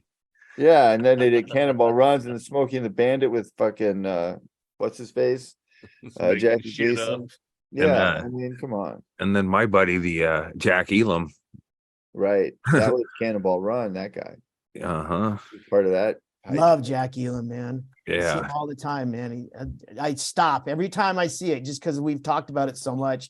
He's just such a good character actor, man. All right, here we go. Burt Reynolds is Gator, and inside of 10 minutes, he's going to destroy 14 boats. He's going to wreck dozens of cars. Oh! Blow up a motel. Oh! He's going to drag a man around a parking lot and throw him off the top of his car. And just wait until you see what he does in the movie.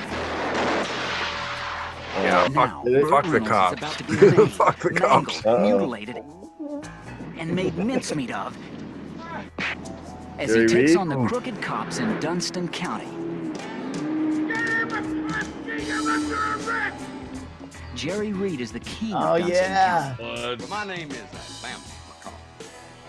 And I don't usually come by here to make collections, but I just want to come by and say hello. Oh, He runs the games. I have to watch Gator. this. yeah. He sells the girls. He owns the cops. I'm gonna kill him. Lauren Hutton is Aggie Maybank. She may be Gator's lady, You charmed the shirt right off my back. but Whoa. she's her own woman.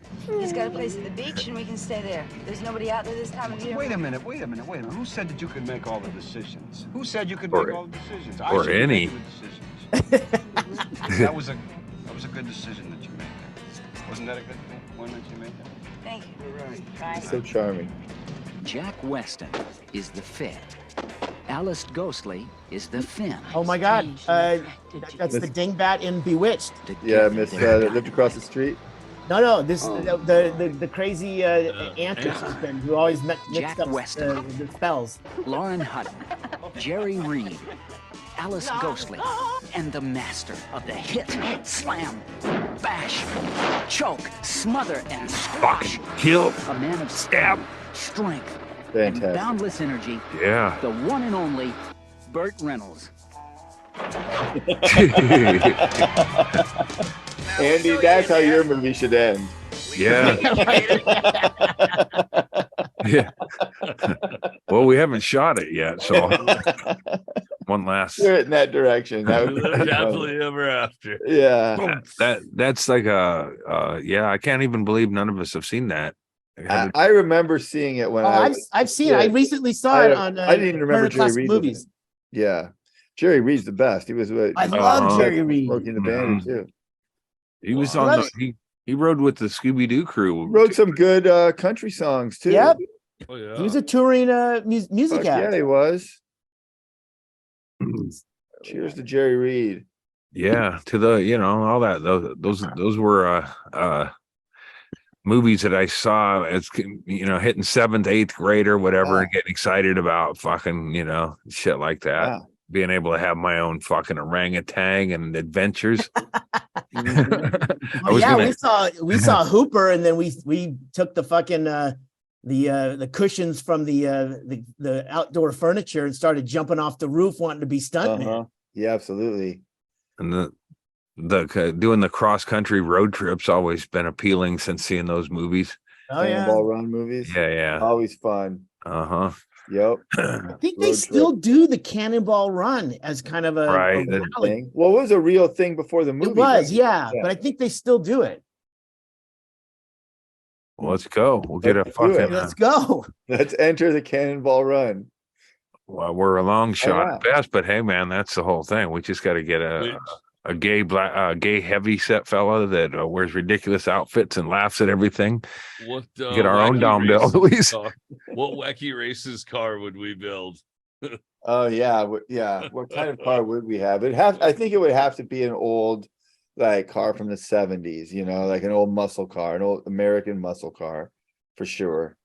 We're all about the big gyms, like whatever kind of car big Oh, Jim. there you go. We get an RV and make Big it a Jim big van. RV. Yeah, Yeah. absolutely We need correct. That's it. Big Tim, so we don't get sued. Yeah, I was gonna say we probably have to change it because they're litigious. How about this? Mhm. As Bert and Dom go screaming across the country in the Cannonball Run, every time they get to a place, the big gym van, we're already there and the party's already going. And they Yeah. don't understand how they can leave before the party ends. But yet the next time they get to a place, we're already there again. And the big gym RV is already turned into the Wasn't there a character in those Burt Reynolds movies that sort of looked like Sandro? Or am I thinking of? I'm thinking of that. Maybe the movie reviewer there. Anyway, we'll throw Sandro in there because he can do lights and shit. Wait. What are you talking about? I know this one. Oh, you do? Andy thought that possibly Gene Shalit was in some movie. Wow. And I think he should have been. I absolutely think he should have been. Yeah, why I was think Shalit? Gene Shalit was in a movie as he See? played Burt himself. Reynolds. Was it Burt Reynolds movie? It had to be. What else would he have been in? Hold on, I'm bringing him up. Gene Shalit's IMB. Good It's that detective one. work, Erickson. I I don't know how you got that, Maybe but he might have you were been- spot on, man. Sandro's listening, going, "God damn it, I look like Gene Shalit." Gene Shalit is a very good-looking man and a very good TV personality.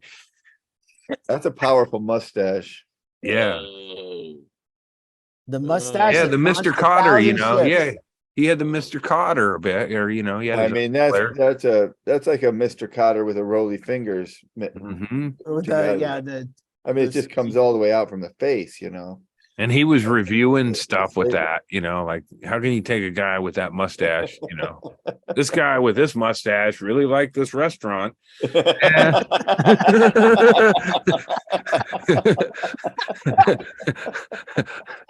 Well, it's because it's all soups. He said, "Yeah, it's all It soup. doesn't get all stuck up in there. It's very easy. It's an in and out. It's a soup Good. stash." He does. That's why. That's the only logical reason for that mustache. Is like, I'm tired of finding clam chowder in this thing. What can I do about this? I'm going to bring it on out. Put some supports out there. Yeah. Yeah. There you Oh go. yeah. It's the old crew, Tom Brokaw and That was no sexual harassment in them days. You just fucking talked on air and shit. Nobody got outed back then. They had to have hired Gene Shalit because he looked like Groucho Marx, right? I just realized that. Like that's a image everyone's sort of used to seeing, the glasses and the big mustache like that. Like look at that picture over your right shoulder, Chaille. That looks like a guy doing a Groucho Marx impression to me. So but I think he actually had some talent in he had family connections. TV So guy. did Groucho Marx. He didn't fit the Groucho Marx mustache, so they gave him a job. Well, I mean, I think they were definitely comfortable looking at him. They're like, oh, that looks like Groucho Marx. Perfect. Put him on. Yeah, I bet he didn't. Groucho Marx thing. It's like, there's 3 Pat Benetars at Ridgemont. It's like, yeah. He had family connections to the business because his mom used to fuck a Muppet. You don't. He does also look like a Muppet. I would almost say that he probably plotted those eyeglasses. When he got them eyeglasses, he probably started thinking about growing that mustache, or they came in. Those are accessories to. It's a guy with a parrot on his shoulder. He probably didn't even review movies that well or whatever, but he come in with that fucking look, and they go, "Fucking have at it, man." Bow tie, big mustache, glasses. Like when Richard Simmons ran on the Letterman show in them shorts or whatever. It's like, all right, this guy's willing to do anything. he ran everywhere in those shorts, Andy. I know, but I mean, he was undeniable weird entertainment energy, and Gene Shalit's this wacky character and shit, and he might have been a fucking, somebody completely different away from the, he takes that mustache off and he's just a regular guy. So I fucking hate soup. I love that. I fucking hate soup, actually. This all came up because you thought he looked like Sandro. It is Sandro. And He's still alive, by the way. Gene He Shalit? is? Gene Shalit? Really? And he was known for. He's one of our listeners. Yeah, he's building a house. He's on the Patreon. Maybe he'll ride in our Valley. wacky races car in the Cannon. Yeah, he would fit in there. Oh my God. Of You course. put him in a roadster so his mustache would go flying back. I'm guessing he'd have to stop and use the bathroom a lot. Absolutely. Slow us down. Yeah. But that's where the hilarity comes in. It's how he holds us up that we're always just getting. That's why we got to get Sandro to play older. Then we don't have to actually stop for the bathroom. It's more practical to use someone else playing Gene Shalit. Shut up, Sandro. You're Gene Shalit. Or you only got Gene to shoot on a few days, so you're gonna have to supplement the shooting with another actor. So, but we could cheat it by having like Sandro, but like side shots. Kind of a back. It would be Sandro. You wouldn't see the just face. A little bit of the mustache. Yeah, just peeking out. I mean, that cuts our budget considerably. Sandro rides in the actual Big Jim van with us, but Gene Shalit rides in a separate vehicle, more comfortably, so he's not in there peeing out the Big Jim van. Well, I'm gonna have to Google what Gene Shalit thought of Power of Dog. I bet he didn't like it. He got into a little trouble here when he reviewed Oh. Brokeback Mountain. Really? Because Full circle here. He said that he was criticized by the Gay and Lesbian Alliance Against Defamation, GLAAD. Oh, for his man. review in which he referred to Jake Gyllenhaal's character as a sexual predator. Wow, that's a real That's a hot sideways take. stab. I hadn't heard that. That doesn't sound like a very healthy attitude. I've watched that movie 7 times, and I not once did I pick up on an aggressive vibe coming from Jake's character. He was a sweetheart. And bless his heart, little Heath, he was just a loving little man. They just couldn't quit each other. They could not. I think, wow, that's not what I expected to hear. I thought he would come across as like anti-gay, like, like that's crazy. He wasn't, because I would assume, he was Gene Shalit is sampled at least both sides of the menu. Yeah, like Murray. Hopefully. Yeah. Oh man. Together. The problem is that they said that they felt that it was unfair to, just because the character was romantically interested in someone of the same sex, that doesn't mean he's a sexual predator. No, and it doesn't. Gene Shalit's son Peter, who is gay, wrote a letter to GLAAD. I'm reading off the Wikipedia, so I'm just letting you know. It's all you don't out. know this off the top of your head? No, I just it's not, I didn't do a book report in 6th grade on Gene Shalit. Did you guys? Yeah. You did not. Wow. But so I mean, you just can't give a review of your own opinion. What did the son say? Defending his dad. Oh, saying that he's cool. Yeah, they said they falsely accused him of a repellent form of bigotry. So but he did call the character a sexual predator. It was just his take on the movie which that's what a review is. Well, but still, what movie did he see? It was a romance between 2 cowbros. Yeah, that's what I'm saying. It could be could be problematic if you think that just the natural love of 2 humans in love with each other is, one of them's a predator. That doesn't sound like. I think they just went 0 to 60 on their reply. Yeah, they both had beards. Yeah. So I don't get it. Yeah. Not one mustache. But maybe Gene Shalit was too inside, like, I mean, it might have triggered him a little bit, like, oh, that one cowboy is more aggressive or whatever. Yeah. Because he had a cowboy, ride him hard and leave him, like a dead steer, A cowboy stole his son. Oh, there you go. Yeah. Could have hit too close to home. Yeah. So I don't think Gene had any ill will towards the community. No, I hope not. He seemed like a pleasant. I would guess that would be a thing that Burt Reynolds was cool with, was gays. Maybe not. I could hear him laughing at, but he had gay friends. Yeah, he was a liberal guy. Like he lived a liberal lifestyle. He wasn't a hard ass about stuff. He liked to have a good time. It was he was the original day drinker. I guess not another Rat Pack comparison. It seems like. Well, maybe the Rat Pack drank at night and early mornings.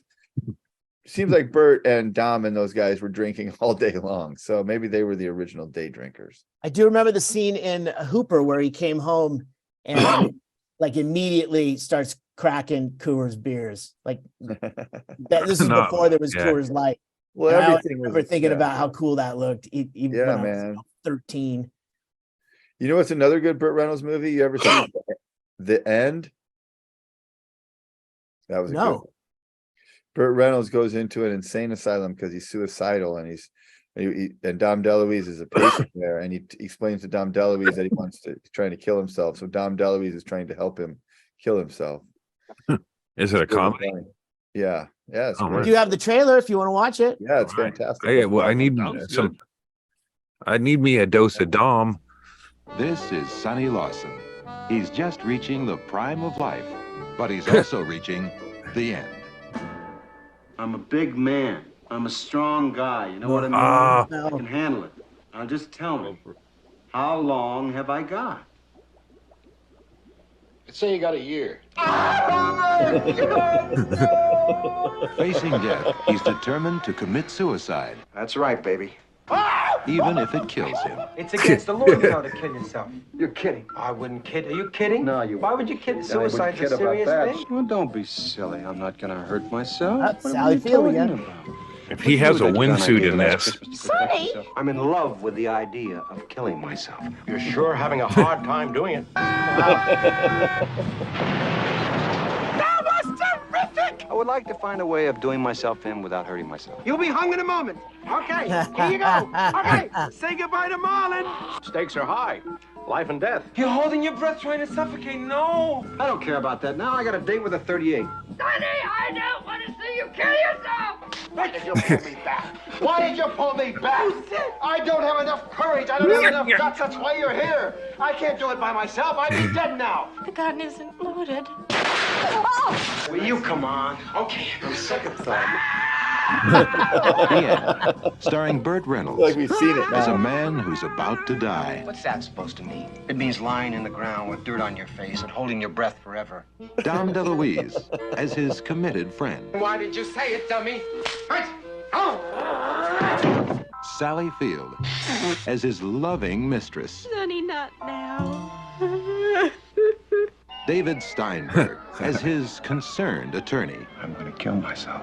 What do you say, Sonny? You like the enchilada plate? Joanne Woodward as his compassionate ex-wife. I didn't walk out the door. You threw me out the door. With two hookers. One little mistake. Carl Reiner as his doctor, whose business is dying. Original Norman Kevorkian? Fell, Myrna Loy, Strother Martin, Christy McNichol, Pat O'Brien, and wow. Robbie Benson. Oh man, as the priest. The End, a comedy for you and your next of kin. Paul Williams got some music gig. Yeah. Yeah. See, guys. Wow, There's man. A lot of good stuff to watch. I see. Gator and The End. I see a new project for Doug Stanhope. Once the Road Dogg Oscars settles, he can play. He can do the Burt Reynolds remake of that. Or Well, remake. I mean, he's going to be busy with his TV show, Fairly Sober, where he plays a cocktail-toting judge who decides civil cases. And he's not on the take. He's honest. The last. So, I mean, Honest Judge. yeah, I think that would be that could be some funny stuff there for him. But Fairly Sober, we're taking that. I've never heard of that, but I did think in my head the scene where Burt Reynolds slapped Dom DeLuise. I guarantee they did that scene 50 that was the height of it. so that Burt could hit Dom for Over real and over again. times. Yeah. And it'll be at the end of the movie. Oh, I hope. Yeah, Yeah. the outtakes. Yeah, I- yeah. On both of those, I noticed how good trailers used to be. You know, Yeah. they did a good job of just taking. They don't show you the whole movie, but they give you a good idea of what it is with the little narration. You know, My rule of thumb is the longer the trailer, the shittier the movie. They're overselling it, and it especially when you The Unbookables was an hour and a half long trailer For suicide. for suicide. That was the unspoken power of dog in that. You're like, it's not a movie about road comedy. It's a fucking unfinished suicide movie. an hour and a half long trailer for an hour and 15-minute long movie. I think it's good, you guys, and I don't think you guys should trash it. I recommend you watch The Unbookables. Hit up James Inman, find out where you can watch it, and He's on that again today. I saw it. I think anyone out there should contact James Inman, have him tell you where you can watch it. You can do a personal screening with him with in James, Kansas City. Get He's him out. on Or just get him on a Zoom and then watch the movie together. I think that'd be a lot of fun. We could do like a, a Wait, what's he doing? Well, he's just promoting a movie, and then there's a movie calling Doug promoting. out. He's promoting a movie called The Unbookables recently on Twitter. He's been plugging it. It feels like whenever Doug's out of the country, Inman feels like he can attack. Step in. But it's like, I think he sees the same shit up there in Canada, man. So we do have the internet. If Doug has his feelings hurt easily, tell him to avoid James's morning tweets. They're hurtful, you know. Doug was a producer, and he was nobody was more disappointed than Doug. He's the real victim here. He's the victim. Name is on it. Yeah, he's trying to get his name off it ever since he put it on. I mean, Doug goes, look, it's a horrible, but it makes James look like a great guy. So let's, sacrifice. Nobody that watches it likes Inman. That's what it's funny that Inman's the one promoting it. It. You think he'd be the one trying to bury it? The more he promotes it, the less popular he becomes. It's working. It's actually true. It's actually very true. Less likable. if he hadn't been an unbookable or whatever we're labeled. I mean, it was kind of like a slur. It was no, it was just a thing, and then we did a thing, and it just turned just out like Heather Thomas in that swimsuit. We did it. We were beautiful. Yeah, she's still not wearing a pink swimsuit with it hiked up into her camel. She's moved on. Now she's fishing. And James wants, thinks we're still in that pink swimsuit, looking good. Go fishing, James. Gone fishing. We're not available anymore. Hollywood has moved. Hollywood packed up and moved to Oklahoma because of the fucking crop failure. Yeah, it started a dispensary. That's actually true. Yeah, I know. Oh shit. All right. That was fantastic. I mean, I don't know if anyone has anything to left to talk about as far as anything to watch, but I feel like Gator and yeah, man, we kind of enough right there. Yeah, we went Burt. We went. This is on Amazon Prime. What is it? Oh yeah, The Fall Guy. I never watched that. Really? Yeah, it was pretty good. It was the same vein too, because the whole Hooper stuntman thing. I wonder if that is some kind of origin from that. Yeah. So there's your connection right there. Yep. And write Lee Majors a note and tell him you appreciate him. He's still here. Yeah, Lee's great, man. The $6 Million Man was fantastic. The Fall Guy was good. I mean, no complaints. Always good on the Battle of the Network Stars. Yeah, you stack up his the ladies he's had in his life. He did all right. He was like the TV version of Burt. Mm-hmm. Yeah. He was like a manly man, and he was bionic and all that shit. He didn't have the jovial, like the quips and things that Burt Guy was. I mean, Burt had a snappy answer all the time, and it was always very fun-loving. And that's what I meant by the connection to David Lee Roth. David Lee Roth always had something in the chamber, and Burt seemed like the same way when he did like the Mike Douglas show or Dinah Shore or something. Yeah, he was fun at a party. Yeah. Oh, totally. Yeah. He turned those into those. You'd want to get. Well, I was a kid, but seems like if you were an adult, you'd want to have a cocktail and watch them all. Right. Very much like Burt Reynolds provided a different atmosphere on those shows. Kind of, I'm sure he did a lot of blow. He partied. Oh my God. Absolutely. Can't even imagine. Yeah. Good for him. What a life. Yeah. Well, let's hope so. And he. Oh, by the way, we forgot one of his great older roles was Boogie Nights. Oh, Boogie Nights. That's the recovery from striptease right there. Yeah. He might have tried to take him down, but that got him back. Mm-hmm. I got two shows that are good on HBO, and since I was thinking about, I always promote HBO shows, but they didn't air my comedy segment back when I was on the Down and Dirty taping for HBO. They cut me the fuck out of there. They cut me out of their sketch. They didn't want me in their sketch, but I like their product now. You were too funny, dude. Yeah. The show Love and Death is one of them, and that's a true story about a schism and a murder. That's very, it's getting to be very good. Oh, and also they should call it Power of the Dog ×2, because Jesse Plemons is in it, and there's two dogs that make an appearance barking in it. But that's an interesting Plot point? one. Are you spoiling a plot point for us? No, there's two dogs. There are dogs in it. Actually, If you your like rating dogs, should be your rating for Love and Death should be 2 dogs. there are don't be surprised if two dogs show up because they're not in the title. And don't let that throw you. They don't Jesse Plemons I really like when like his character is going to be under a lot of stress, and it's going to be cool, the unwinding. So that's and who else? The girl's great. I don't know what this is. I do. Talking about. And then the other Elizabeth Olsen. Yeah. Oh yeah. Those two are the first 3 you're kind of going, I don't know, and then you go, okay, now it's gonna be fucking something bad here. She was great in WandaVision. And then the other show is White House Plumbers, which just has aired 1 episode, but Woody Harrelson hysterical take on the White House Plumbers. That's the Watergate story, Watergate burglars, and it starts off and they're doing a burglary and it's bought, so it's like and then they go, this is a true story about the White. There was actually 4 attempts, and that's I was listening, did a little research, and there were actually they did some trial runs, so it's like sets it up perfectly. Like the joke is these guys are bungling fucking buffoons that are going to get caught, and they've had 3 other runs that didn't work out. So Woody Harrelson plays and G. Gordon Liddy, they're like the sidekicks. So I mean, I know I'm saying a historical character with an actor, forgetting the characters that Woody plays, but it's funny. It's really funny.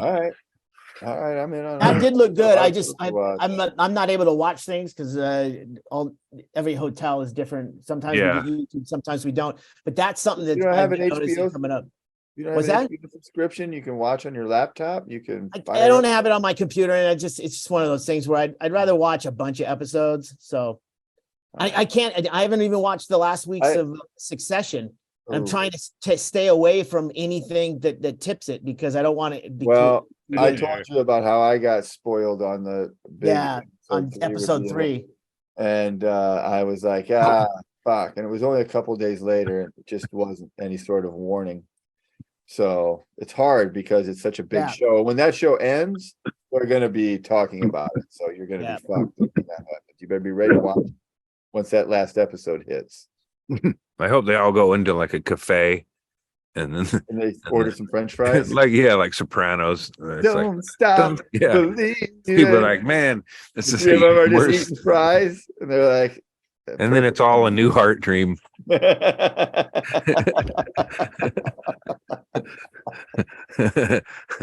love you, man. All right, that's a good one.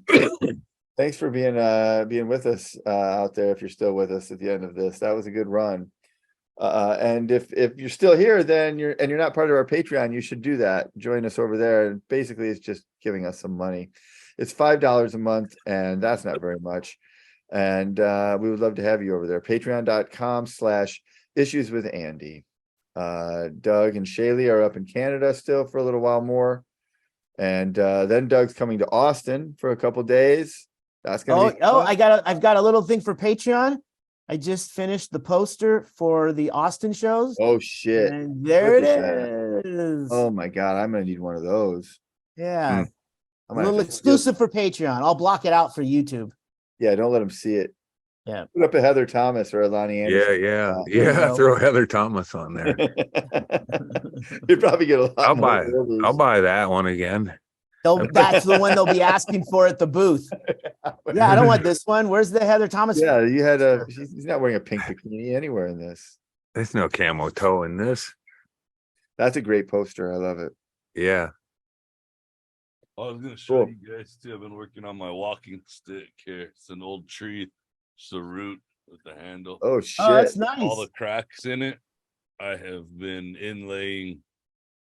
Crushed. Is that epoxy resin? Yeah, crushed. What is it? Oh, it's glass. Crushed turquoise. Wow. Dude, that's badass. Look at that. You won't be falling turquoise mine on your property? Yeah, that's a fucking. I had to kill a hippie, and out in a shook it all out of his dreads. So I've got a bunch more to do. I just started working on it. But... That's cool. Floyd probably smelts that stuff. You can't smell turquoise. I just started working on it, but I just thought I'd show you guys. I thought it was pretty cool. Yeah, that's cool, man. Yeah, it's very cool. I need a so you won't fall in front of the house now.